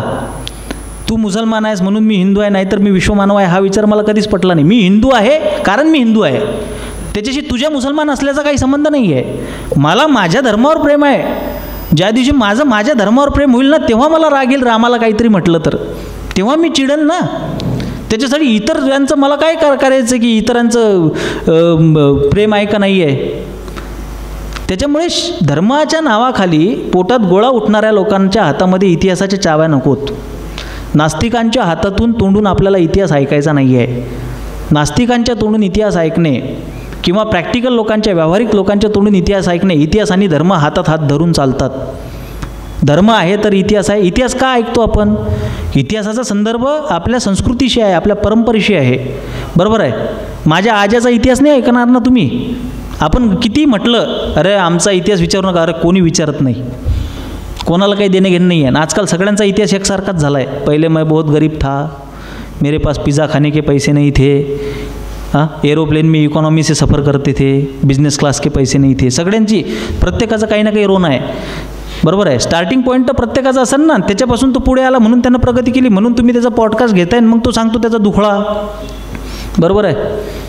आमच्या घरात कार्यक्रम व्हायचे, 4 बायका नाचवायच्या असायच्या, आम्ही एकच नाचवायचो, पैसेच नव्हते आमच्याकडे, बरोबर आहे. प्रत्येकाचं काही ना काही असणार आहे. मला तर तुम्ही सांगूही शकत नाही या गोष्टीबद्दल. माझा स्टार्टिंग पॉईंट इथं बसलेल्या कोण्याही व्यक्तीपेक्षा मी फार खालून आलेलो आहे. मी त्याबद्दल बोलत नसतो. मी चॅलेंज देऊन सांगतो. माझ्या एवढं म्हणजे असं म्हणतात ना की बा तू जन्माला आला, तुझ्याकडे काय होतं? तुम्ही म्हणाल की नाही, कोणाला असं वाटेल की नाही मी फारच गरीब होतो. घर होतं, घर. माझ्याकडे ते पण नव्हतं. 488ला गाव जळालं, 1188ला मी झालो. मला त्या गोष्टींमध्ये काही इंटरेस्ट नाही आहे. पहिले मैं भिकारी था. काय फायदा त्याचा? तुम्हाला सांगून काय करू मी? माझ्या इतिहासाशी तुम्हाला काय संबंध आहे? मी नेहमी सांगतो माझ्या समर्थकांना, गेल्या महिन्यात माझ्यावर फार मोठं हे आलं होतं. 28 पोस्ट मला एका जणांनी पाठवल्या माझ्या विरोधातल्या. मोर्चा निघाला, ते महानगरपालिकेच्या समोर बसले काही लोक जाऊन, आणि आमची पोरं फार घाबरतात ना, समजा जे समर्थक असतात. दादा हे बघा, सचिन पाटील मेला काय जगला काय काही फरक नाही पडत. असे 56 आले आणि 56 जातील. माझ्यासाठी डोकं खपवू नका. डीप फेक नावाचा प्रकार आलेला आहे. AI जनरेटेड व्हिडिओ असतात, मॉर्फिंग होते, उद्या चालून माझ्या चारित्र्यावर लांछन उडवल्या जातील. ते सोपा इलाज असतो. हिंदुत्ववाद्यांना बदनाम करायचा सगळ्यात सोपा इलाज असतो. माझ्या चारित्र्यासाठी किंवा मला जेल झाली किंवा मी मारला गेलो त्याच्यासाठी तुम्ही डोकं नका घालू, तुम्ही नका खपू. माझं म्हणणं आहे की मी काय बोललो हे लक्षात ठेवा. काय बोललो एवढ्यापुरतंच फक्त लक्षात ठेवायचं आहे की धर्मदंड हा राजदंडाच्या वरती असला पाहिजे. हे माझं शेवटचं आणि पहिलं वाक्य राहणार आहे. धर्म हा महत्त्वाचा आहे. असे कैक आले आणि कैक गेले. तुमच्या व्यक्तिगत इतिहासासोबत लोकांना काही देणं घेणं नाही आहे. व्यक्तिपूजक बनू नका. व्यक्तिगत इतिहासाला काळीची किंमत नाही. इतिहासाला किंमत असते छत्रपती शिवरायांच्या. कारण की छत्रपती शिवाजी महाराज व्यक्ती नाही आहेत, ती विभूती आहे, तो अवतार आहे. त्यांनी धर्मरक्षण केलं आहे, त्यांनी धर्मसंस्थापना केलेली आहे. धर्म आणि शिवराय यांना वेगळं करता येऊ शकत नाही. हे सांगण्याचा प्रयत्न करणाऱ्या व्यक्तीला काळीची किंमत नाही. व्यक्तिपूजक बनू नका. व्यक्तिपूजक बनल्यानंतर मी जे सांगेन तो जर तुम्ही इतिहास मानायला लागले ना, तर मग मी तुम्हाला काहीही सांगेल, बरोबर आहे. त्याच्यामुळे शिवराय आणि धर्म ह्या इतका जवळचा आहे विषय. त्याच्यामुळे इतिहास सांगणारा असो, तुमचं राजकारण करणारा असो, तुमचे सगळे सूत्रसंचालन करणारा हा व्यक्ती हा संन्यस्त असला पाहिजे, हा धार्मिकच असला पाहिजे, हा वैराग्य संपन्नच असला पाहिजे. नास्तिकांचं काय खरं आहे? धर्म अर्थ काम मोक्षाच्या मतातलं काम त्यांच्या केंद्रस्थानी असतं. जर का तो म्हणतोय मी नैतिक आहे तर त्याचे 2च अर्थ होतात. एक तो स्वतः मूर्ख आहे, नाही तर तो तुम्हाला मूर्ख बनवतोय. यावत जीवेत सुखम जीवेत ऋण कृत्वा घृतम पिबेत भस्मीभूतस्य देहस्य पुनरागमन कुता. एकदा मेलेल्या माणसाला परत देह भेटत नाही या विचारसरणीचा माणूस तत्वांसाठी का मरेल? तो तत्वांसाठी का मरेल मला सांगा. साधं लॉजिक आहे. जर का तो म्हणतो मी नास्तिक आहे, तो तत्वांसाठी जीव देऊ शकत नाही. कारण की तो म्हणते की जन्म एकचदा आहे. मग जन्म एकचदा आहे तर तो कशाला तत्ववादी असेल? तो चलवादी असेल. जिकडे भेड तिकडे खेळ.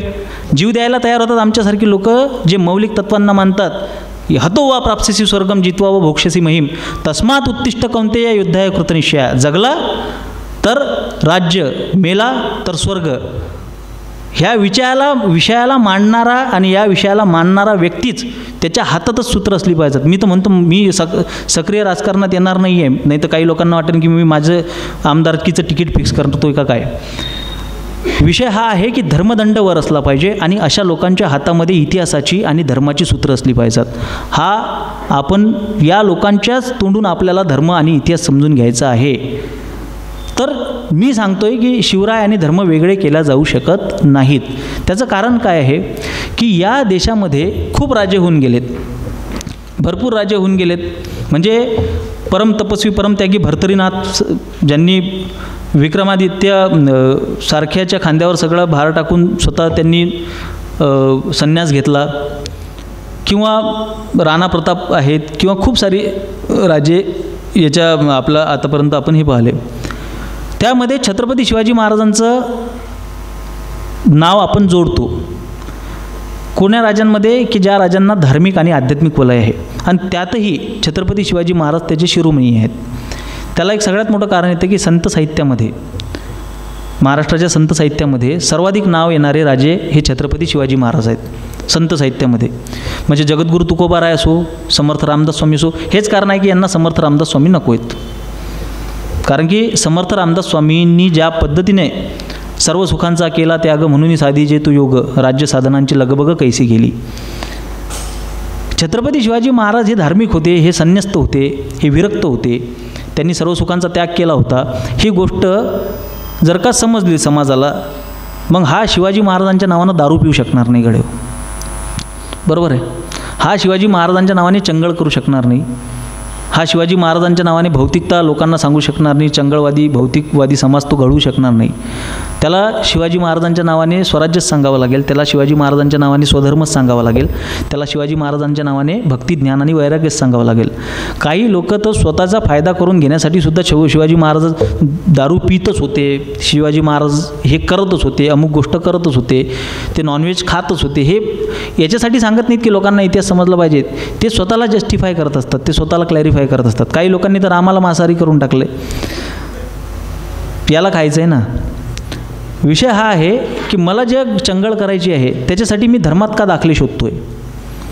बरं, आपण एका मिनिटासाठी असा विचार करू की ते क्षत्रिय होते, ते मृगया करायचे आणि ते क्षात्रधर्म म्हणून मांसाहार करायचे. एका मिनिटासाठी आपण समजू. पण ते का करायचे तसं? तर त्यांनी धर्मरक्षण केलं, त्यांनी रावणाला मारलं, महाराजांनी अफजलखानाचा कोथळा काढला. आपण घरातले मच्छरसुद्धा बॅटीनं मारतो, बरोबर आहे. उंदीर पायावर चढला तर हातभर उडी मारतो आपण, बरोबर आहे. तो ज्ञानेश महाराव माझ्या प्रभू रामचंद्रांबद्दल इतकं घाण बोलून गेला, आमची जीभ वळाली नाही तिकडे की माझ्या आदर्शावर, या संपूर्ण देशाच्या आदर्शाच्या संदर्भामध्ये एक व्यक्ती असा बोलून गेला, काय बोळख्याचं धर्मरक्षण करतोयस तू?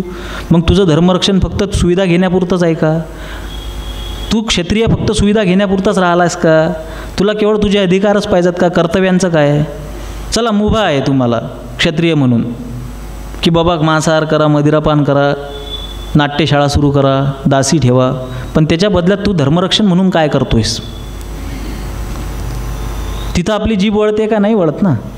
त्याच्यामुळे कोणाशी आपण तुलना करतोय स्वतःची, या बाबतीतसुद्धा समाजानं जागरूक असलं पाहिजे की आपण आपला पगार किती, आपण बोलतो किती. हातामध्ये मोबाईल आला, लोक कशावरही कमेंट करायला लागले, लोक गोविंदाला डान्स शिकवायला लागले, सचिन तेंडुलकरला बॅटिंग, बरोबर आहे. जिथं अधिकार नाही तिथं भाष्य करतात लोक. याला काय कळतं? आणि तुलाही कळतं. मध्ये जाऊ, त्या कमेंटमध्ये एका जणाने टीका केली की ब्रो स्किप लेग डे, पाय लहान लहान आहेत, हा लेग डे करत नाही. मग मी त्याच्या प्रोफाईलवर गेलो, तो सोंड लावली तर गणपतीच दिसल, एवढं मोठं पोट होतं त्याचं. आणि तो रणबीर कपूरवर टीका करतोय की ह्याचे पाय बारीक आहेत. कारण काय 1.5 GB फुकटचा डेटा आहे. माझं म्हणणं आहे टीका करा ना, पण तुमचा अधिकार पाहिजे ना. बरोबर आहे, प्रेक्षक म्हणून तुम्ही टीका करू शकता, पण त्याच्यासाठी पण थोडाफार तुमच्यामध्ये अधिकार पाहिजे. आज रोजी अधिकार नसलेली लोक हे सगळं काही बोलत आहेत, धर्म म्हणा किंवा इतिहास म्हणा, याच्यासाठी त्यांनी कुठलाही अधिकार मिळवलेला नाही. त्यांनी व्हॉट्सअपचे मेसेजेस वाचलेले आहेत आणि त्याच्या आधारे ती लोक काय करत आहेत, तुम्हाला धर्म आणि इतिहास सांगत आहेत. तर शिवराय हे असे राजे आहेत की ज्यांचं सर्वाधिक याच्यामध्ये उल्लेख येतो, संत चरित्रामध्ये उल्लेख येतो. गणेशनाथ महाराज म्हणून आहेत औस्याला. गणेशनाथ महाराजांना छत्रपती शिवाजी महाराज भेटायला आले होते. तर त्यांनी गणेशनाथ महाराजांना एक दिवाण भेट दिला. दिवाण भेट दिल्यानंतर आता वास्तविक पाहता संत साहित्याला आर्किओलॉजी किंवा हिस्टोरियन इतिहासतज्ञ हे पुरावा मानत नाहीत, पण हे आपल्यावर अवलंबून आहे. लक्षात घ्या, तुम्ही तर्क मानताय लोकांचे, पण तुम्ही तुमच्या संत साहित्याला तुम्ही इतिहास मानत नाही. मी पहिलेच सांगतो की बाबा हे संत साहित्यातलं आहे, त्याच्यामुळे हा इतिहास म्हणून मी सांगत नाही, तुम्हाला संत साहित्यातलं सांगतो आहे. तर गणेशनाथ महाराजांना जेव्हा दिवाण दिला ना, तेव्हा गणेशनाथ महाराजांनी त्याच्यावर खळे अंथरले आणि त्याच्यावर झोपले. तर शिवरायांनी ते बघितलं आणि शिवरायांनी विचारलं, तर त्यांनी सांगितलं की हे भौतिक आणि चंगळवादाची सवय लागेल म्हणे. तुम्ही राजे आहात म्हणून मी तुम्ही दिलेलं मी भेट स्वीकारली, पण याची आवश्यकता नाही, हे अनावश्यक आहे. हे समजल्यानंतर छत्रपती शिवरायांनी गादीचा त्याग केला आणि ते कायमस्वरूपी अंथरून खाली टाकून झोपले. मग ह्याचं एक प्रमाण आपल्याला भेटलं. याला दुसरं प्रमाण आहे का? तर अंजनगाव सुरजी म्हणून विदर्भामध्ये एक गाव आहे, तिथे संकर्षण सकळकर म्हणून होते. ते परमानंद नेवासकरांचे मित्र होते. ते छत्रपती शिवाजी महाराजांना जेव्हा भेटायला आले ना, तेव्हा छत्रपती शिवाजी महाराज महादेवाच्या गाभाऱ्यामध्ये खाली अंथरून टाकून झोपलेले होते. तर त्यांना स्फुरण चढलं ते बघून. त्यांना म्हणजे ते एक साक्षात्कारासारखं त्यांना ते वाटलं आणि त्यांनी शिवकाव्याची रचना केली. असे खूप सारे दाखले छत्रपती शिवाजी महाराजांच्या विरक्तीबद्दल, वैराग्याबद्दल. मग तरीही छत्रपती शिवाजी महाराजांच्या जगदंबा तलवारीची मूठ हिरे जडित का होती? तरी छत्रपती शिवाजी महाराजांचं सुवर्ण सिंहासन हे 32 मणाचं का होतं? तर याचं एक खूप छान तुम्हाला हे सांगतो, मी कारण सांगतो की एकदा मी मोतीबागेत गेलो होतो पुण्याला. तिथे एक गृहस्थ मला भेटले आणि त्यांनी मला सांगितलं की बघा हां, फडणवीस साहेब किती साधे आहेत. म्हटलं कसे? म्हणे त्यांनी ताफ्यातल्या 2 गाड्या काढल्या, मुख्यमंत्र्याच्या ताफ्यातल्या 2 गाड्या काढल्या. किती वैराग्य ते. मी म्हटलं, मला रावलं नाही गेलं. मी म्हटलं काय आहे ना, वैराग्य हे फार व्यक्तिगत गोष्ट आहे. म्हणजे मी पायऱ्या चढून जावं, लिफ्टचा वापर करू नये, मी उपवास करावा, एक भुक्त राहावं, ह्या ज्याही गोष्टी आहेत म्हटलं ह्या व्यक्तिगत गोष्टी आहेत. जेव्हा तुम्ही राजा होता ना, राजा, तेव्हा तुम्हाला तुमच्या राजदंडामध्ये वैराग्य चालत नाही. छत्रपती शिवाजी महाराजांबद्दल एक खूप नोन फॅक्ट आहे की महाराज एक भुक्त होते. महाराज एकदा जेवायचे. तर ते त्यांचं व्यक्तिगत वैराग्य आहे, ते त्यांची भक्ती आहे, तो त्यांचा धर्म आहे. पण त्यांनी 32 मन सुवर्ण सिंहासन उभं केलं. 35 पुरणपोळ्या खाऊ नका, 2च खा, पण ताफ्यातल्या 4 गाड्या वाढवा. कारण की क्षात्र तेज दिसलं पाहिजे, ते दाखवण्याची गोष्ट आहे. तुमच्या तलवारीला हिरे जडितच असलं पाहिजे, तुमच्या ताफ्यामध्ये 5 गाड्या शिल्लकच असल्या पाहिजेत. राजाने विरक्तीच्या गप्पा करून चालणार नाही, हे जनकाने सांगितलं आहे. जनकाला परमस्थिती प्राप्त झाली होती, तरी जनकाने पुढे राज्य केलं. का राज्य केलं? लोकसंग्रहासाठी. हा लोकसंग्रह शब्द कुठे येतो? हा भगवद्गीतेमध्ये येतो. का वापरतात भगवान श्रीकृष्ण लोकसंग्रह? ते अर्जुनाला सांगतात की हे जे वैराग्य आहे, हा जो कर्मसन्यास आहे, हा कर्मसन्यास प्रत्येकाला समजणार नाही, म्हणून तू तुझ्या आचरणातून दाखव आणि लोकसंग्रहासाठी तू त्या गोष्टी कर ज्या ज्या आवश्यक आहेत. वशिष्ठसुद्धा प्रभू रामचंद्रांना सांगतात की तू तर परमात्मा परमेश्वर आहेस, तुला सर्व माहिती आहे, पण ज्या लोकांचा लोकसंग्रह तुला करायचा आहे त्याच्यासाठी तुला त्यांच्यासारखं हसावं लागेल, त्यांच्यासारखं रडावं लागेल, तुला सोन्याचा मुकुट धारण करावा लागेल, हातामध्ये कोदंड धारण करावा लागेल. हे तुमचं कर्तव्य आहे आणि हाच तुमचा धर्म आहे. तुम्ही ज्या वर्णामध्ये आहात, तुम्ही ज्या व्यवस्थेमध्ये आहात, तुम्ही ज्या अवस्थेमध्ये आहात, तुम्ही ज्या आश्रमामध्ये आहात, तुम्ही ज्या भूमिकेत आहात, ती भूमिका 100% वठवणे हे तुमचं कर्तव्य आहे. ह्या जो डायरेक्टर आहे त्यानं दिलेल्या इन्स्ट्रक्शन्स तुम्हाला फॉलो करायचे आहेत आणि हाच तुमचा धर्म आहे. त्याच्यामुळे मिक्सअप नका करू ना प्रोफेशनल लाईफ आणि पर्सनल लाईफला. बरोबर आहे. हे शिवरायांना समजलं होतं. म्हणून छत्रपती शिवाजी महाराजांना काय म्हटलं आहे, श्रीमंत योगी. म्हणून छत्रपती शिवाजी महाराज श्रीमंत योगी आहेत. ते श्रीमंत पण आहेत आणि ते योगी पण आहेत. हेच तर आपल्या मैदानामध्ये पटांगणामध्ये शाळेच्या त्या शाळेचे जे रूम होत्या खोल्या, त्या खोलीच्या छतावर नाचत होते गौतमीच्या कार्यक्रमात. आणि नाचता ते पडले खाली. दुसऱ्या दिवशी पेपरमध्ये आलं ते 4ही मास्तर होते त्या शाळेचे. आता विचार करा तुम्ही. बघा गौतमी पाटील या काही यांचा माझ्या धुराला धुरा नाही आहे आणि व्यक्तिशः मी त्या व्यक्तीचा आदर करतो. का माहीत आहे काय, ते व्यावसायिक आहेत, त्यांच्या व्यवसायाशी प्रामाणिक आहेत. बरीच लोक मला एकदा मी एका ठिकाणी गेलो होतो हॉस्टेलला भेट द्यायला.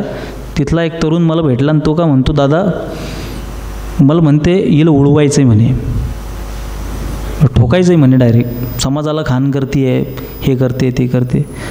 मी म्हटलं तर करणार नाही तसं, ते बडी बात आहेत, नाही तर उद्या फालतू काही झालं तर यायची चौकशी. तर त्याला म्हटलं कसं आहे, म्हटलं की हे खूप इझी टार्गेट आहे. इझी टार्गेटवर आपण, ब्राह्मण इझी टार्गेट आहे, बरोबर आहे ना. गांधी पण इझी टार्गेट आहे, गांधी पण इझी टार्गेट आहे. बरं कोणी ऑफेंड होत नाही. राहुल गांधी पण इझी टार्गेट आहे. मी इथं जर का अर्धा घंटा राहुल गांधीला शिवे दिला कोणी ऑफेंड होणार नाही. आणि जो झाला त्याला म्हणेन देव करो तुला राहुल गांधीसारखंच पोरगं हो. त्याच्यामुळं कोणी ते इझी टार्गेटवर कोणी काही बोलत नसतं. तर मी म्हटलं गौतमी पाटील हे इझी टार्गेट आहे. एक मारली दुसरी जन्माला येईल, तिसरी जन्माला येईल. कोण गेला आपल्या समाजातलं, ती 7वी 8वीत असताना, ती 13-14 वर्षाची असताना तिला धर्म सांगायला. कोण गेला आपल्या समाजातलं की ज्यानं तिला मार्गदर्शन केलं आहे, किंवा ती जेव्हा पहिल्यांदा व्यासपीठ म्हणू नये आपण त्याला, ती जेव्हा पहिल्यांदा त्या स्टेजवर चढली तेव्हा कोण तिला सांगितलं बाळ हे करू नये. अरे हा जो समाज आहे ना आपला, हा चोरून गौतमीचेच रील्स पाहतोय, बरोबर आहे. जर सगळेच टीका करतायत तर बघतंय कोण, हां बघतंय कोण. टीका तर सगळेच करतायत. तुम्ही व्यक्तिशः जाऊन विचारा बरं तुमचं गौतमी पाटीलबद्दल काय मत आहे. हे घाण आहे ते, ही काय लावणी आहे का, अमुक आहे. अच्छा सगळेजण असे म्हणतात, मग बघत कोण आहे, हे साला देख कोण आहे. आयोजकांना का धरत नाही तुम्ही. बरं आयोजक कोणते असतात, पप्पू दादा मित्रमंडळ, भावी नगरसेवक. हा नगरसेवक पाहिजे आम्हाला. कार्यक्रमाचा खर्च किती, 4.5 लाख 5 लाख. बरं ते तुमच्यासारखी यादी पण वाचून दाखवत नाहीत कोण पैसे दिले. कारण की बाप घरी चपलीनं मारन, गौतमीच्या कार्यक्रमाला पैसे दिले, बरोबर आहे. बरं बापही त्याच्यात इन्व्हॉल्व आहे, त्याची देणगी वेगळी आहे. 5 वर्षाच्या पोराच्या वाढदिवसाला तू गौतमी पाटीलला बोलवते नाचायला. काय सांगन पोरगं, माझ्या बापानं गौतमी पाटीलला बोलावलं होतं मी 5 वर्षात असताना. आमच्या एका मित्रानं पोरं ऑटोत कोंबले आणि कीर्तनाला घेऊन गेला. कुलकर्णीच होता, तेच चूक होती त्याची, कुलकर्णी होता. मायला हे कुलकर्णी असणं मोठी चूक असते. त्याला तिकडून आल्यावर सगळ्या पालकाईनं धरलं, लय झापलं, आमच्या पोराला काय साधू बनवतो का. तो म्हणे झालं पाप केलं म्हणे, झालं कीर्तनाला घेऊन गेलो पोरं.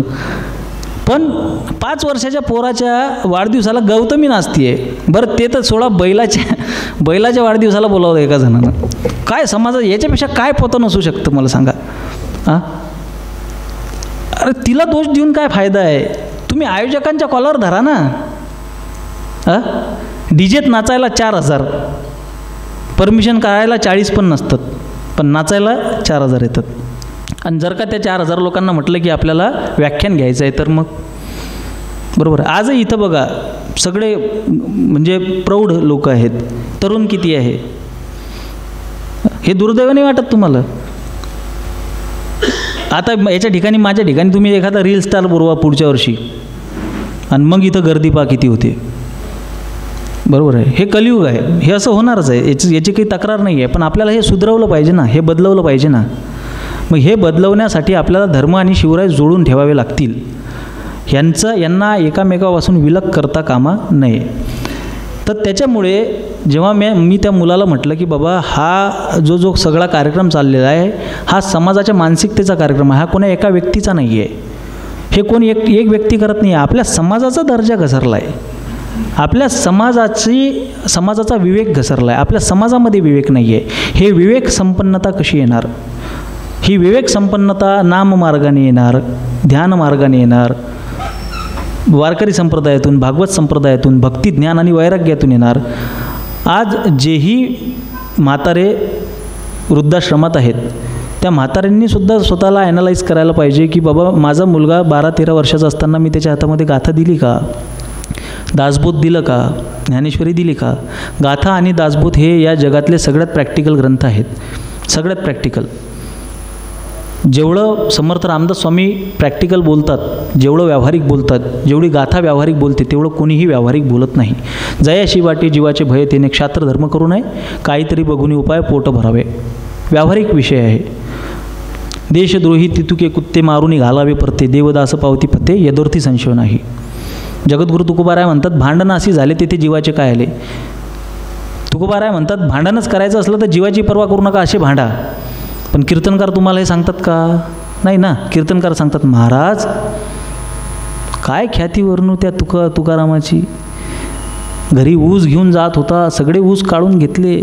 आपल्याला हेच तुकाराम महाराज सांगतात ना, मिळमिळीत लिबलिबीत. ते सांगतात का विंचू देव्हाऱ्याशी आला, देवपूजानं आवडे त्याला, तेथे पैजारीचे कामं अधमाशी ते अधम. दयातीचे नावं भूतांचे पाळणं आणि निर्दालन कंटकांचे. वाईट लोकांच्या वाईट प्रवृत्तींना मारून टाकणे ही दया आहे, हे तुकोबारांनी सांगितलं आहे. पण आपल्याला सांगितलं जातं का? नाही सांगत ना. तर या पद्धतीने धर्म मांडणे आणि या पद्धतीने इतिहास मांडणे हे बंद झालं आहे. तर शिवराय मांडताना त्याच्यामध्ये धर्म आलाच पाहिजे. किंबहुना धर्म फक्त असा नाही आला पाहिजे की हिंदू धर्माचं रक्षण करायचं आहे, स्वराज्याचं रक्षण करायचं आहे. त्या धर्माची मौलिक तत्त्व पण आली पाहिजेत. जसं की गणेशनाथ महाराजांच्या चारित्र्यातून किंवा श्रीमंत योगी जसं मी तुम्हाला सांगितलं आहे की कशा पद्धतीने मौलिक तत्त्व शिवरायांनी स्वतःच्या जीवनामध्ये अंगीकारली. मौलिक तत्त्व कुठली आहेत आपली? कर्मसिद्धांत आहे, वैराग्य आहे, भक्ती आहे. भक्ती संदर्भात शिवरायांच्या काय प्रमाण येतात? गाथेमध्ये प्रमाण येतात. परचक्र शिवरायांवर आले असता जगद्गुरू तुकोबारायांचा अभंग येतो. तो तुम्ही चित्रपटामध्ये बघितला असेल की मुघलांच्या सैन्याला सगळीकडे महाराज त्यातला चमत्काराचा भाग सोडा. पण परचक्र आल्यानंतरही छत्रपती शिवाजी महाराज कोणाला, आता एक गाथेमध्ये देवडीकरांच्या गाथेमध्ये एक अभंग येतो. हे बघा, हे ब्राह्मणांना कलम कसाई म्हणतात, बरोबर आहे ना. ही लोक कसे कलम कसाई आहे त्याचं एक उदाहरण तुम्हाला देतो. ही म्हणजे डावी लोक. की एक देवडीकरांच्या गाथेमध्ये एक अभंग आहे, राय छत्रपती ऐकावे वचन रामदासी मन लावावी की. तुकोबाराय छत्रपती शिवाजी महाराजांना उपदेश देत आहेत की राया छत्रपती ऐकावे वचन रामदासी मन लावावी की समर्थ रामदासांच्या चरणी तुम्ही जा. मग याची चिकित्सा झाली. मग चिकित्सा झाल्यानंतर यांनी ठरवलं की हा अभंग काय आहे? क्षेपक आहे, हा प्रक्षिप्त आहे, हा बाहेरून घातलेला अभंग आहे. मग त्याला काही प्रमाणं, मग त्याचे काही प्रमाणं दिली. मग ती शेषराव आपल्या सदानंद मोरेंनी दिली. आज सदानंद मोरे भाजपवाल्यांचे लाडके झालेले आहेत. आज ते इकडच्या बाजूनं बोलतात.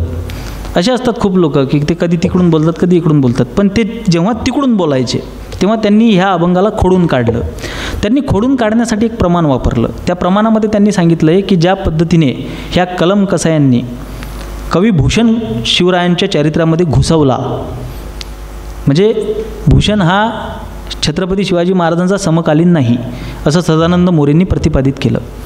मग भूषण हा छत्रपती शिवाजी महाराजांच्या समकालीनच आहे असं इतिहासाच्या द्वारे सिद्ध करणाऱ्या एका व्यक्तीला मी फोन केला आणि त्याला सांगितलं. तो त्यावर मी तर खूप प्रमाणं दिलेले आहेत म्हणे, माझ्याजवळ पुस्तकच आहे. मी त्यांचं नाव घेणार नाही कारण की मी त्यांना फोन केला तेव्हाच ते घाबरले, जेव्हा मी त्यांना हा विषय सांगितला की बाबा नाही, मला हे मांडायचं आहे की सदानंद मोरेंच्या मते भूषणसुद्धा काल्पनिकच आहे किंवा नंतर घुसवलेलं आहे. तर ते नाही, त्या विषयाशी मला देणं घेणं नाही. बघा, ही भीती आहे आपल्या समाजात. नाही, ते समर्थ रामदास स्वामी तुकाराम महाराज ते मला माहीत नाही, पण भूषण तेव्हाचा होता हे मी सांगू शकतो. त्याच्यात माझं काही देणं घे. म्हटलं काळजी करू नका, मी तुमचं नाव कुठं घेणार नाही.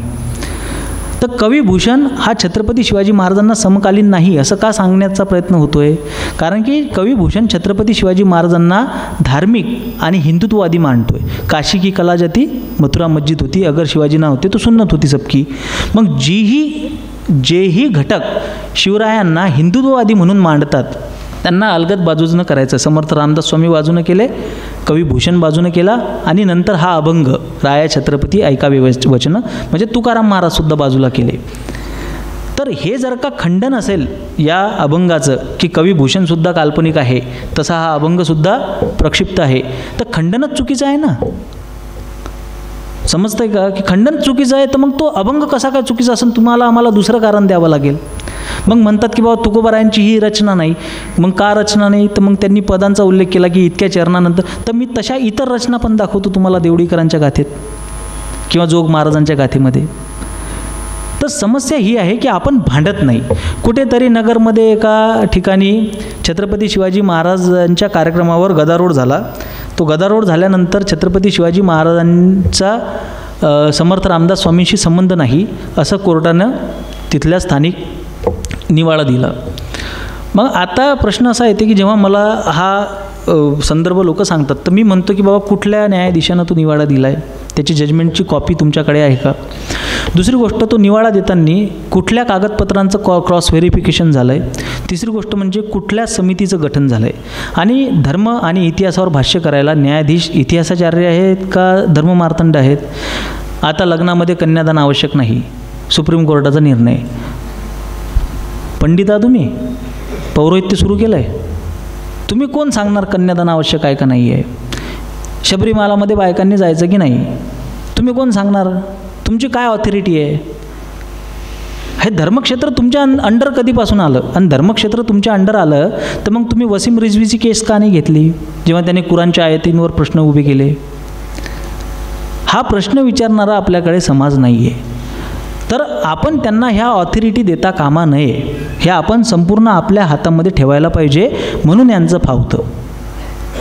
तर ह्या छत्रपती शिवाजी महाराजांना ज्याही गोष्टी धार्मिक दाखवतात, ज्याही गोष्टी म्हणजे परंपरेने दाखवायच्या असतात. मध्यंतरी तर एक असं पेव फुटलं होतं, आता ते बंद झालं. बामसेप नावाचं एक संघटन आलं होतं.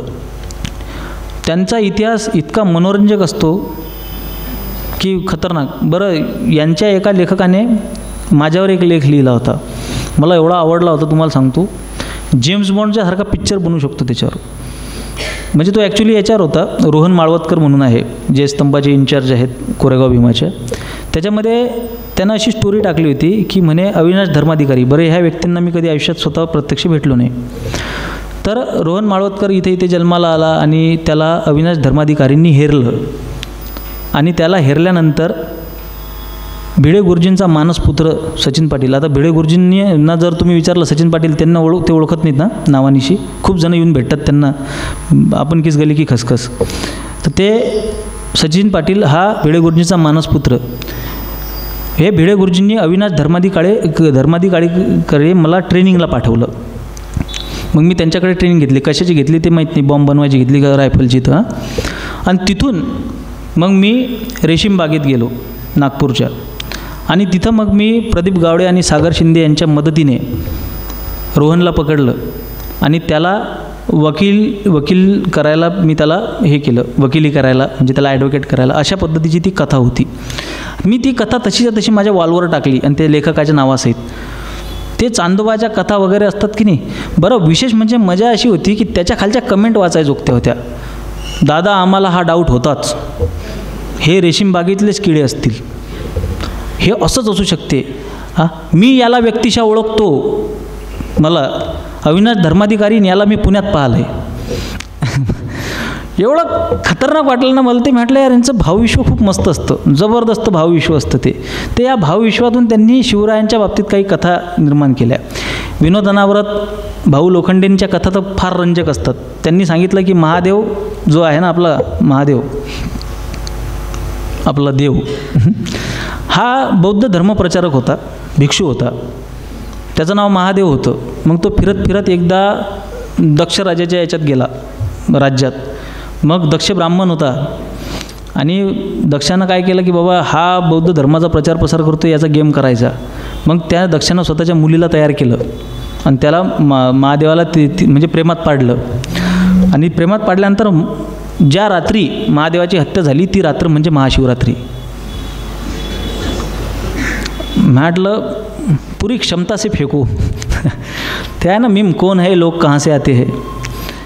त्याच्यानंतर मी पाहिलं की यांनी छत्रपती शिवाजी महाराजांच्या जीवनामध्ये काय घालमेल केली. तर छत्रपती शिवाजी महाराजांच्या भवानी तलवारीबद्दल एक लेख मी वाचला. आदरणीय कांबळे सरांचाच होता तो. तर ते लिहितात की भवानी नावाची एक महिला होती, तिने छत्रपती शिवाजी महाराजांना तलवार चालवण्याचं ट्रेनिंग दिलं आणि म्हणून त्या तलवारीचं नाव भवानी तलवार पडलं. हां, एवढं खतरनाक. आणि विशेष म्हणजे त्या गोष्टीवर विश्वास ठेवणारा समाज माझ्याकडे हजर आहे. मला एकदा गजानन मेंदळे बोलले होते की ते खोटं इतक्या ताकदीनं मांडतात, आपण खरंही मांडू शकत नाही. त्यांनी म्हणजे ते काही करू शकतात आणि त्यांचं लॉजिक खतरनाक असते. सफरचंद गोल आहे म्हणून पृथ्वी गोल आहे, तुम्ही खरंच बसा त्याचं काय टॅली आहे तर ते. म्हणजे त्यांना विचारलं पृथ्वी गोल कशी आहे, तर तू म्हणे सफरचंद दिन तुमच्या हातात, म्हणे हे बघ सफरचंद गोल आहे म्हणून पृथ्वी गोल आहे. काय संबंध, तू शोध. तुम्ही साल्यांना आमच्यावर अन्याय केला, आम्हाला शिकू दिलं नाही आम्हाला. मी एका जणाच्या व्याकरणातल्या चुका म्हणजे व्याकरणातल्या चुका नव्हत्या त्यात म्हणजे तो म्हणजे शब्दांवर बलात्कार होता. कुठून काहीच्या काही लिहिलं होतं त्यानं, इंग्रजीमध्ये हातभराची कमेंट टाकली होती. मी त्याला म्हटलं आता हे देवनागरीत लिहून दाखव. मी ते कमेंट वाचली नाही, म्हटलं हे देवनागरीत लिहून दाखव. त्याच्यावर त्याचा रिप्लाय आला, आम्हाला लिहिता तुम्ही लिहू वाचूच कधी दिलं. मग हे शिक्षण वाघिणीचं दूध आहे आणि ते पिल्याशिवाय कोणी, तुम्ही पिल्यावर गुरगुरल्याशिवाय राहणार नाही आणि आम्हाला अधिकार दिला, आम्ही शिकलो आणि आम्ही पुढे गेलो. एकीकडे असं पण म्हणायचं, एकीकडे 528,000 चरा फराफरा कापले पण म्हणायचं आणि दुसरीकडे म्हणायचं की आम्हाला 5,000 वर्ष झाले पाणी पण पिऊ दिलं नाही. एक सांगा काय म्हणताय, एक सांगा तुम्हाला अन्याय झाला आहे का नाही झाला आहे, हे म्हणजे हे डिसाईड करा. तर ते आपण विचारत नाही. का विचारत नाही, भीती आहे ना मनात की बाबा हे विचारलं तर कसं होईल, बाबा मला त्रास होईल का, किंवा माझ्या प्रोफेशनला त्रास होईल का, किंवा मी सर्वाईव्ह करू शकणार का नाही. तर निदान मी म्हणतो की समाजात प्रत्येकाने ही विचारायची गरज नाही, पण असे जे वक्ते बोलतात किंवा असे जे सत्य इतिहास मांडतात किंवा जे कागद मागतात किंवा जे संदर्भ मागतात किंवा संदर्भांच्या आधारे इतिहासाला मांडतात, त्या लोकांना पाठबळ देणं तुमचं काम आहे. निदान एवढं तरी आपण करू शकतो, पाठबळ तरी आपण देऊ शकतो. कारण की अजूनही असं म्हणतात की या देशात लोकशाही आहे, ते दिसत नाही डोळ्यानं, तो भाग वेगळा. ज्याला असं वाटतं ना या देशात लोकशाही आहे, त्याला 2-3 वाक्य दे तुम्ही सामान्य, ते लिहून दाखवा, तुम्ही बोलून दाखवा, मी हिंदू आहे. हां, तुम्ही प्रकर्षानं बोला बरं. अहो तुम्ही फक्त 10 दिवस सोशल मीडियावर पोस्ट करा हिंदुत्वाबद्दल, 11व्या दिवशी तुम्हाला कोणी ना कोणी टोकल्याशिवाय राहणार नाही. धमकी येईल तुम्हाला थेट. सोशल मीडियावर बोलून दाखवा बरं तुम्ही ह्या गोष्टी. मला किती धमक्या येतात माहीत आहे का सरासरी. आमचे भाई आहेत धनंजयभाई देसाई, त्यांनी मला आम्हाला ज्या नोटीस येतात ना पोलिसांच्या, त्याचा एक खूप उत्तम उपयोग शिकवला. पण आता त्याचा उपयोग आहे, पर्यावरणात बदल झाले, पर्यावरणावर सुद्धा भाष्य झालं इथं काही दिवसांपूर्वी मी ऐकलं. पर्यावरणात बदल झाले त्याच्यामुळे त्याचा पण उपयोग आम्ही करू शकत नाही. भाई काय करतात, शेकोटी करतात त्याची, पोलिसांच्या नोटिसांची. त्याची ऊब फार छान लागते. आता शेकोटी करायचे दिवस गेले, आता थंडीच पडत नाही तशी. इकडे पडत असेल कदाचित, आमच्याकडे पडणंच बंद झाली. तर ह्या शेकोटी करायच्या लायकीच्या असतात ह्या नोटिसा वगैरे, पण आपला सामान्य माणूस घाबरतो. लक्षात घ्या. तुम्ही ठामपणे आपण पोलिसांना पण नाही विचारू शकत ना ठामपणे. ते एक माझा व्हिडिओ उपलब्ध आहे, तुम्ही बघून घ्या. माझ्यासमोर DYSP बसलेले आहेत आणि मी त्यांना म्हणतोय की तुम्ही प्रतिक्रिया थांबवू शकत नाही. त्याच्यावर मला बऱ्याच लोकांनी म्हटलं की दादा असे थेट तुम्ही भिडत जाऊन. अरे का नाही भिडायचं, कशाला घाबरायचं आहे कोणाला. मला एक समजतच नाही, मला याचा सेन्सच बनत नाही की बाबा एवढंच जर घाबरून जगायचं आहे तर मग जगायचं तरी कशासाठी. हां, एकदा मी पोलीस स्टेशनमध्ये बसलेलो होतो. पोलिसांचे प्रश्न तुम्हाला माहीत आहे, कॉमन उत्तरं ठरलेली असतात, वाक्य ठरलेले असतात. तुला आमच्यापेक्षा जास्त कळतं का, तू आम्हाला कायदा शिकवतो का, आम्हाला शिकवू नको, तुझ्या वया एवढी माझी ड्युटी झाली, आणि लास्ट नाही चाललं तर घ्या रे याला. मी हे 5ही वाक्य एकदा PIला बोलून दाखवले की आम्हाला कायदा शिकू नको, तुला आमच्यापेक्षा जास्त कळतं का, तुझ्या वया एवढी आमची ड्युटी झाली, आणि सो अँड सो फोर्थ जे तुमचे असतील, आणि नंतर शेवटचं घ्या रे याला. तर हे पाठ झाले. म्हटलं साहेब त्याच्या पुढचं काहीतरी बोलू आपण. हे काही माझी सख्खी बहीण नाही आणि हिच्यासाठी मी काही तुमचा माया बांधायला मान नाही आहे. आमच्या वया एवढी ड्युटी झाली तुमची, त्याच्यासाठी आम्ही तुमचा वेगळा सत्कार करू, पण सध्या ही केस वेगळी आणि हे तुम्हाला घ्यावी लागेल. अहो 5-5 दिवसाचे मिसिंग कंप्लेंट घेत नाहीत. हे प्रशासन आपलं आहे तुम्हाला वाटते का. तुम्हाला ज्याला असा गैरसमज असेल की हा देश कायद्यानुसार चालतोय, त्याने हा गैरसमज काढून टाका. हा देश धर्मानुसार चालतोय, हा धर्मानुसारच देश चालतो. कायदा कुठं आहे, 5 वर्षाच्या मुलीवर बलात्कार करणाऱ्याला कोर्ट म्हणते की every Sinner as a past and priest as a past and Sinner as a future. त्याला जमानत भेटते आपल्या इथं. अशा कित्येक बलात्काराच्या केसेस पेंडिंग पडलेल्या आहेत. कुठं हे नैतिकता आणि कायद्याचा काय संबंध? हिंदू मॅरेज ॲक्टनुसार 2 लग्न करणं कायद्यानं गुन्हा आहे. सोलापूरमध्ये एका जणानं केलं होतं. दुसऱ्या दिवशी अमोल मिटकरीचं भाषण आलं. दिला ना बाबासाहेब आंबेडकरांच्या संविधानाने दणका. 2 लग्न करायला निघाला होता. बरं ठीक आहे, मग 2 लग्न करणं गुन्हा आहे. आणि बाई ठेवणं गुन्हा आहे का? नाही. 2018ला निर्वाळा आहे तसा की दोन्ही सज्ञान व्यक्ती स्वतःच्या संमतीनं सोबत राहू शकतात. बाई ठेवणं गुन्हा नाही आहे आणि दुसरं लग्न करणं गुन्हा आहे. काय लॉजिक बनतं? काय सेन्स बनतो सांगा बरं याचा? 17 वर्ष आणि 11 महिने 28 दिवसाची जर का मुलगी आहे, तिने जर का स्वेच्छेने एखाद्यासोबत शरीर संबंध प्रस्थापित केले तर समोरच्यावर पॉस्को लागतो आणि 2 दिवसानं केले तर नाही लागत. काय सेन्स बनतो या गोष्टीचा? अशा खूप गमती जमती आहेत कायद्याच्या. आता अलीकडे तर काल परवा एक सुप्रीम कोर्टानं निर्वाळा दिला आहे की पत्नीला जो मुलगा झाला समजा तो दुसऱ्यापासून झालेला असला तरी त्याचा सांभाळ नवऱ्यालाच करावा लागेल. शोधा याच्यात नैतिकता कुठं आहे? हा देश ह्या कागदी कायद्यांवर चालत नाही आहे. हा देश चालतोय तुमच्या मनामध्ये जे पापभीरूपणा असतो, जो परंपरागत आलेला तुमच्यामध्ये असतो, जो या देशामध्ये हे संत सज्जनांनी हे होल्ड करून ठेवलेलं आहे ना आपल्याला. हे जे आपल्याकडे पंढरपूर आहे ते तिकडे जे केरळमध्ये शबरीमलाने सगळं काही होल्ड करून ठेवलेलं आहे. ज्या दिवशी शबरीमलाला कायद्याने निर्णय देऊन तिथे स्त्रिया घुसतील ना त्या दिवशी केरळ डुबलं, संपलं. केरळमध्ये प्रचंड काही हे चाललेलं आहे. व्हॅटिकन सिटी चालवती आहे केरळला. साधे केरळमध्ये तुम्ही चित्रपट बघा त्यांचे, तिथं ख्रिश्चॅनिटीचा आणि इस्लामचा प्रचंड प्रभाव आहे. प्रचंड चित्रपटांमध्ये सुद्धा त्याच्यामध्ये सुद्धा दाखवतात की तुम्ही चर्चेच्या बाहेर जाऊ शकत नाही. असे कित्येक चित्रपट त्यांचे पडलेले आहेत. एवढंच काय तर एस हरीश नावाच्या एका व्यक्तीने मिशा नावाची कादंबरी लिहिली. त्या कादंबरीला केरळ सरकारने साहित्याचा पुरस्कार दिला. त्या कादंबरीमध्ये असं लिहिलेलं आहे की हिंदू महिला सजून धजून का याच्यात जातात, मंदिरात जातात, कारण की त्यांना तिथल्या पंडितासोबत शरीर संबंध प्रस्थापित करायचे असतात, तिथल्या ब्राह्मणासोबत, आणि म्हणूनच त्या रजस्वला असताना मंदिरात जात नाहीत. त्याला साहित्याचा पुरस्कार भेटला आहे. अरे केरळसारखी परिस्थिती करायची का? आज केरळमध्ये जेवढं काही टिकून आहे ना ते केवळ शबरीमला ज्यांना टिकून आहे, कारण की अय्यप्पाला मानणारा एक मोठा वर्ग हिंदूंचा तिथं आजही आहे. तो संघर्ष करतोय. ती लोक रडतायत. त्या मरियम का काही तिचं नाव होतं, त्या एका ॲक्टिव्हिस्टने सॅनिटरी पॅड फेकले राव ते अय्यप्पावर जाऊन. मजा लायक आपली झालं त्या मशिदीच्या समोर भगवा आपण असा हातातही घेऊ शकू? काय करतोय हिंदू? कसा करतोय? या आपल्या धार्मिक स्थळांमुळे तिथे जाणारी लोकं आहेत, तिथे डोकं टेकवणारी लोकं आहेत, म्हणून आज आपला धर्म जिवंत आहे, म्हणून या देशामध्ये नैतिकता जिवंत आहे. आमच्या इथं एक भोपाई सुद्या यायचा अंधश्रद्धा निर्मूलन समितीचा. हे सगळ्यात जास्त खोटं बोलणारे लोक असतात, सगळ्यात जास्त. आणि आम्हाला सांगायचा अमेरिकेमध्ये कोणाला भूत लागतो का? बरोबर आहे. श्रीमंत लोकांना कधी भूत लागतो का? अमुक धमुक तो बोलायचा. अमेरिकेमध्ये बलात्कार का होत नाहीत? मला पण त्या गोष्टी खऱ्या वाटायच्या.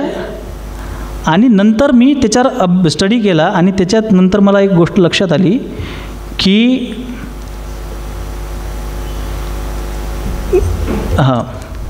एक गॅब्रियल नावाचा प्रिस्ट होता, मेला तो 2018ला. या गॅब्रियल नावाचा प्रिस्ट इटलीचा आहे. त्याने आजपर्यंत जवळपास 1000 एक्झॉर्सिझमच्या केसेस सॉल्व केल्याचं तो म्हणतो. एक्झॉर्सिझम म्हणजे काय? भूत लागल्याच्या. ह्या कुठल्या केसेस आहेत? सगळ्यात जास्त एक्झॉर्सिझम प्रॅक्टिस होतं अमेरिकेत. त्याच्यासाठी वेगळा फंड निघतो. सगळ्यात जास्त भूत त्या लोकांना लागतं. इवन हे जे आता ॲनाबेल आणि ती जी सिरीज आहे कॉन्जरिंग, तीसुद्धा सत्य घटनेवर आहे म्हणतात. भारतामध्ये सुद्धा श्रीमंतांना भूत लागल्याच्या प्रचंड घटना आहेत, प्रचंड. उलट श्रीमंतांना जास्त भूत लागतं. आणि अमेरिकेत बलात्कार होत नाहीत. भारतापेक्षा प्रचंड जास्त प्रमाणात आहे अमेरिकेत बलात्काराचं. प्रचंड प्रमाण आहे. आकडेवारी आहे, डेटा. आज ChatGPT आहे, तुम्ही करून बघा. टक्केवारीनं जास्त आहे. त्याच्यामुळे ही जी खोटी बोलणारी लोक तुमच्यापर्यंत येतात की बघा त्या देशामध्ये देव मानत नाहीत आणि तिथं सगळं, अहो तिथं मानसिक आजार किती आहे. आपल्याला फार कौतुक आहे गोऱ्यांचं. एक महिला आली, तिने एक रील बनवली, ती म्हणते की बाबा इथं जर का मुलांना तुम्ही 8 दिवसाच्या वरती शाळेत घेऊन गेले नाही तर तुम्हाला फाईन पडतो, $500 दंड पडतो. इथे अशी सिस्टीम आहे तशी. आपली लोक मुक्ताफळं उधळत आहेत, वा वा काय छान सिस्टीम आहे, काय छान. अमेरिकेमध्ये सर्वात जास्त शाळांमध्ये गोळीबाराच्या घटना घडतात हे पण सांगा ना. लहान लहान मुलं पिस्टल घेऊन जातात कशी काय शाळेत. सर्वात जास्त घटना आहेत तिथं शाळेत गोळीबार झाल्याच्या. लहान लहान मुलं एकमेकांना गोळ्या घालतात, चाकून हत्या करतात. त्याच्यावर एक ॲडोलसन्स नावाची वेब सिरीज निघाली आता अलीकडे, ती खूप चालली. आणि त्याच्या डिरेक्टरचं जर का तुम्ही मत घेतलं तर तो या विषयावर खूप गंभीरतेनं बघतो की हे यूथ आमच्या हातातून गेलेलं आहे. कुठलाही हॉलिवूडचा चित्रपट बघा, त्याच्यातली टीनेज तिच्या आईवडिलांशी कशी वागते बघा, अत्यंत वाईट वागते. याच गॅब्रियलनं लिहिलेल्या एका पुस्तकामध्ये एक्झॉर्सिझमच्या pope tells exorcist tells about his stories नावाचं एक पुस्तक आहे. त्याच्यामध्ये 1987ची एक घटना आहे. त्यामध्ये ती टीनेज तिच्या आईच्या तोंडावर सिगरेट ओढती आहे. 1987मध्ये ती यूथ इतकं वाया गेलेलं होतं. आणि तुम्ही तसे विद्यार्थी इथं घडवताय, तुम्हाला ते पाहिजे इथं. म्हणून तुम्हाला जर वाटत असेल की कायद्याच्या आधारावर, कागदी कायद्यांच्या आधारे हा देश चालतोय किंवा हे जग चालतंय, हे डोक्यातून काढून टाका. आपण प्रचंड भ्रमात जगतोय, प्रचंड मिथकांमध्ये जगतोय. काही 5000 वर्षाचा अन्याय नाही आहे. प्रत्येक गोष्टीची तुम्ही चिकित्सा केली काहीतरी वेगळंच निघून येतं. त्याच्या आतमध्ये तुम्ही खोलात शिरल्यानंतर त्याच्यात काहीतरी वेगळंच असतं. स्त्रियांना शिक्षणाचा अधिकार नव्हता, मग मुक्ताबाईंनी आपल्या जनाबाईंनी ओव्या कशा लिहिल्या, अभंग कशी लिहिल्या, किंवा आपल्या याच्या समर्थ रामदास स्वामींच्या वेणू अक्का महंत हे कशा काय होत्या, मठाधिपती कशा होत्या, अशा हजारो प्रश्न आहेत. कान्होपात्रांनी कसं काय लिहिलं, त्यांना शिकवायला कोण गेलं होतं. रामप्रसाद बिस्मिलांची आई म्हणते की रामप्रसाद बिस्मिल त्यांच्या चरित्रामध्ये म्हणतात की माझं प्राथमिक शिक्षण माझ्या आईनं केलं, मग त्यांना कोण शिकवायला गेलं होतं. किंवा द ब्युटिफुल ट्री नावाचं धर्मपालांचं एक पुस्तक आहे, त्याच्यामध्ये भारताच्या शिक्षण प्रणालीवर भाष्य केलेलं होतं, लिहिलेलं होतं, पण आपल्यापर्यंत या गोष्टी पोचू दिल्या नाहीत. त्याच्यामुळे प्रत्येक गोष्ट जी व्हॉट्सअपवर येते किंवा आतापर्यंत, आणि आपले इतिहासकार कोण आहेत, रोमिला थापर आणि रामचंद्र गुहा, जी लोक सांगतात. रोमिला थापर म्हणते की युधिष्ठिराला गौतम बुद्धांना बघून वैराग्य आलं होतं. आता काय घेता त्या बाईचं, गौतम बुद्धांना बघून युधिष्ठिराला वैराग्य आलं होतं. आणि ही आमची इतिहासकार आहे, हिने आमच्या NCERTचा इतिहास लिहिलेला आहे. मग जर का आपल्या हातात आलेली पुस्तकच खोटी आहेत आणि चमत्कारिकरित्या खोटी आहेत, सगळं काही केलं ते मुघलांनीच केलं. ललितादित्य कोण होता कोणाच्या बापाला माहीत नाही. राजा भोज होता, विक्रमादित्य होता, नंदांची राजवट होती, मौर्यांची होती, चौळ होते, पाल होते. ह्यांनी काय केलं कोणाला माहीत नाही. आपल्या हातातला इतिहास जर का खोटा आहे, तो मिथकांनी भरलेला आहे, विमर्शांनी भरलेला आहे, आपल्याला सांगितल्या गेलेल्या गोष्टी खोट्या आहेत. मग आपलं स्वतःचं चिकित्सा करायचं काम आहे. आणि त्याच पद्धतीनं 20 वर्षानंतर कसा काळ येणार आहे की आपली मुलं म्हणतील की छत्रपती शिवाजी महाराजांना अफजल खान मिठी मारायला आला होता, ते गळाभेट करत होते, महाराजांनी त्याला गुदगुल्या केल्या, गुदगुल्या करता करता त्याचे आतडे बाहेर आले आणि तो मेला बिचारा, चांगला माणूस होता, म्हणून महाराजांनी त्याची कबर बांधली. आणि हा इतिहास आज आपण हसतोय, पण उद्या हा इतिहास होणार. जर का आज आपण हे जी पेरलेले विमर्श आहेत, पेरलेली मिथक आहेत, ती जर का आज आपण खोडून काढली नाहीत, आज जर का आपण अशा पद्धतीचे वक्ते बनवले नाहीत, आज जर का आपण अशा पद्धतीचे साहित्य बनवलं नाही, आज जर का आपण अशा पद्धतीने आपल्या नरेटिव्ह बनवले नाहीत, लोकांना पाठबळ दिलं नाही, आणि आज जर का आपण ह्या लोकांना कायदेशीररित्या थांबवलं नाही, जनसुरक्षा विधेयक अशा लोकांना कायदेशीररित्या थांबवण्याचं एक उत्तम शस्त्र आहे, त्या शस्त्राचा आपण जर का उपयोग केला नाही, या त्रिसूत्रीच्या आधारे, म्हणजे व्यासपीठ आणि व्याख्याते, दुसरी गोष्ट म्हणजे प्रचूर प्रमाणात साहित्य, तिसरी गोष्ट म्हणजे यांच्यावर कायदेशीर बळगा, या आधारे आपण अशा पद्धतीने छत्रपती शिवाजी महाराज नव्हे तर संपूर्ण हा जो खोटा इतिहास आपल्यापर्यंत पोहोचवलेला आहे, खोट्या इतिहासाची जी मांडणी केलेली आहे, त्याच्या विरोधामध्ये आपण दंड थोठावून आपण उभे राहू शकतो. हे आपल्याला आपल्या यूथला सांगायचं आहे आणि आपल्या येणाऱ्या पिढ्यांचं भविष्य सुधारायचं आहे. छत्रपती शिवाजी महाराज जन्माला आले पाहिजेत, पण शेजारच्या घरात ही मानसिकता आपल्याला कुठेतरी सोडावी लागेल. फ्रंटला येऊन काम करू शकत नाही तर अशा लोकांसाठी काम करा की जी लोक फ्रंटला येऊन काम करत आहेत, त्यांना पाठिंबा द्या, त्यांच्या मनोधैर्याचं खच्चीकरण करू नका. गावामध्ये 4 म्हातारे असतात, हे बारामतीचे पोचलेले म्हातारे असतात. एखादा गावामध्ये धर्माचं काम करतोय ना, त्याच्यातला एक म्हातारा हळूच त्याच्या वडिलांजवळ जातो, काय करावं लागतं, काय संबंध आहे, धर्म केल्यानं बरं होतं का, पोट भरतं का, या म्हाताऱ्यालासुद्धा बरं वाटतं, हो काय धर्म करून.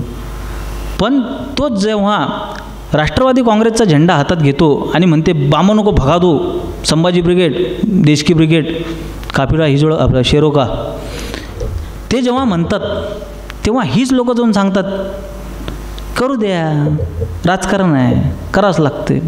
आणि याच्या वडिलांना ते योग्य वाटतं. अरे ह्यांनी लय जबरदस्त पेरलेले आहेत, आपल्याला कल्पना पण नाही आहे ह्यांनी कोण्या लेवलला सेटिंग लावलेली आहे. यांचे आर्थिक लागेबांधे आहेत. सहकार संस्था कोणाच्या, दूध डेऱ्या कोणाच्या, साखर कारखाने कोणाचे, त्याच्यातला पैसा कोणाचा, हे भावी नगरसेवक कोणाचे, गुंठामंत्री कोणाचे, यांचे सगळे आर्थिक लागेबांधे आहेत. आपण प्रस्थापित ना, आपल्याला हा सेन्सच नाही. आपल्या हिंदूंची सगळ्यात मोठी समस्या आहे की आपण बहुसंख्य आहोत. बहुसंख्य असल्याच्यानं त्याची झळ माझ्यापर्यंत पोहोचत नाही. जोपर्यंत मला कधी असं वाटतं की हिंदूंची कत्तल सुरू झाल्यानंतर हिंदूंना अक्कल येणार, कधी असं पण वाटतं, तोपर्यंत आम्हाला अक्कलच येणार नाही. कारण की छत्रपती शिवाजी महाराजांच्या काळातही महाराजांच्या सोबत सगळे मराठी थोडी होते. मूठभरच म्हणतो ना आपण, मूठभर मराठे. म्हणजे हिंदूला जागृत करायला 18 अध्याय सांगावे लागले प्रभू श्रीकृष्णांना, पूर्ण अवतारांना. आणि काही लोक लातोकी भूत असतात, प्रत्येकाला समजून सांगायची गरज नसते. हे लातोकी भूतसुद्धा वटणीवर आणण्याची क्षमता आपल्यामध्ये असली पाहिजे. मला बरेच लोक म्हणतात हृदय परिवर्तन झालं पाहिजे, विचारविमर्श झाला पाहिजे, चर्चेतून मार्ग सुटतात. कसे सुटतात? पूर्णावतार परमात्मा परब्रह्म श्रीकृष्ण अर्जुनाला दुर्योधनाला समजून सांगायला गेला. दुर्योधन समजला का? दुर्योधन म्हणतात बंदी बनालो इस ग्वाले को. बरोबर आहे. अबे दुर्योधनापुढे स्वतः साक्षात श्रीकृष्णाची चालली नाही रे, तुम्ही आम्ही काय चीज आहे. तर या दुर्योधनांचा नायनाटच करावं लागते. दया तिचे नावं भूतांचे पाळणं आणि निर्दालन कंटकांचे. तुम्ही आले तर तुमच्यासोबत, नाही आले तुमच्याशिवाय, आणि मध्ये आले तर तुम्हाला चिरून. ही मानसिकता हिंदूंनी स्वतःमध्ये बनवायला पाहिजे, पुढच्या पिढ्यांना द्यायला पाहिजे. छत्रपती शिवाजी महाराजांचा उदारमतवाद पुरे झाला. छत्रपती शिवाजी महाराजांचं शौर्य, छत्रपती शिवाजी महाराजांची शक्ती, छत्रपती शिवाजी महाराजांचं वैराग्य, तप, ज्ञान, त्यांचे अधिकार गाजवण्याची क्षमता, राज्य करण्याची क्षमता, तेव्हा कुठं आपण म्हणू शकू आपण 19 फेब्रुवारीपुरते मर्यादित आहे. सळसळतं रक्त शिवबाचे भक्तन कपाडी भगवा टिळा, बाकीच्या बापाला काही माहीत नसतं. तर बुलेटला झेंडे लावून फिरण्यासाठी छत्रपती शिवाजी महाराज नाही आहेत. छत्रपती शिवाजी महाराज हे असं रसायन आहे की जे या देशामध्ये स्फुल्लिंग चेतवू शकतं, ते चेतू द्यायचं नाही आहे. म्हणून महाराजांचं सेक्युलरिझमचा बुरखा पांघरण्याचं काम सुरू आहे, ते आपल्याला थांबवलं पाहिजे. त्याच्यासाठी जे होईल ते आपण केलं पाहिजे. एवढंच मी आज तुम्हाला या एवढ्या शब्दप्रपंचातून सांगू इच्छितो. जसं मी सांगितलं की बाबा बोलवायला धाडस लागतं, धारिष्ट लागतं, ते तुम्ही केलं, ते दाखवलं. त्याच्यासाठी मी आयोजकांचे मनापासून आभार मानतो. आणि आणखीन एक गोष्ट सांगतो की इथे जर का काही कॉन्ट्रोवर्शियल, वादग्रस्त जर का काही बोललं गेलं असेल तर याला मंडळ जबाबदार नाही, त्याला मी सर्वस्वी स्वतः जबाबदार राहणार. धन्यवाद. जय श्रीराम. हर हर महादेव. धन्यवाद सर. आता वंदे मातरमसाठी सर्वांनी उभे राहावे.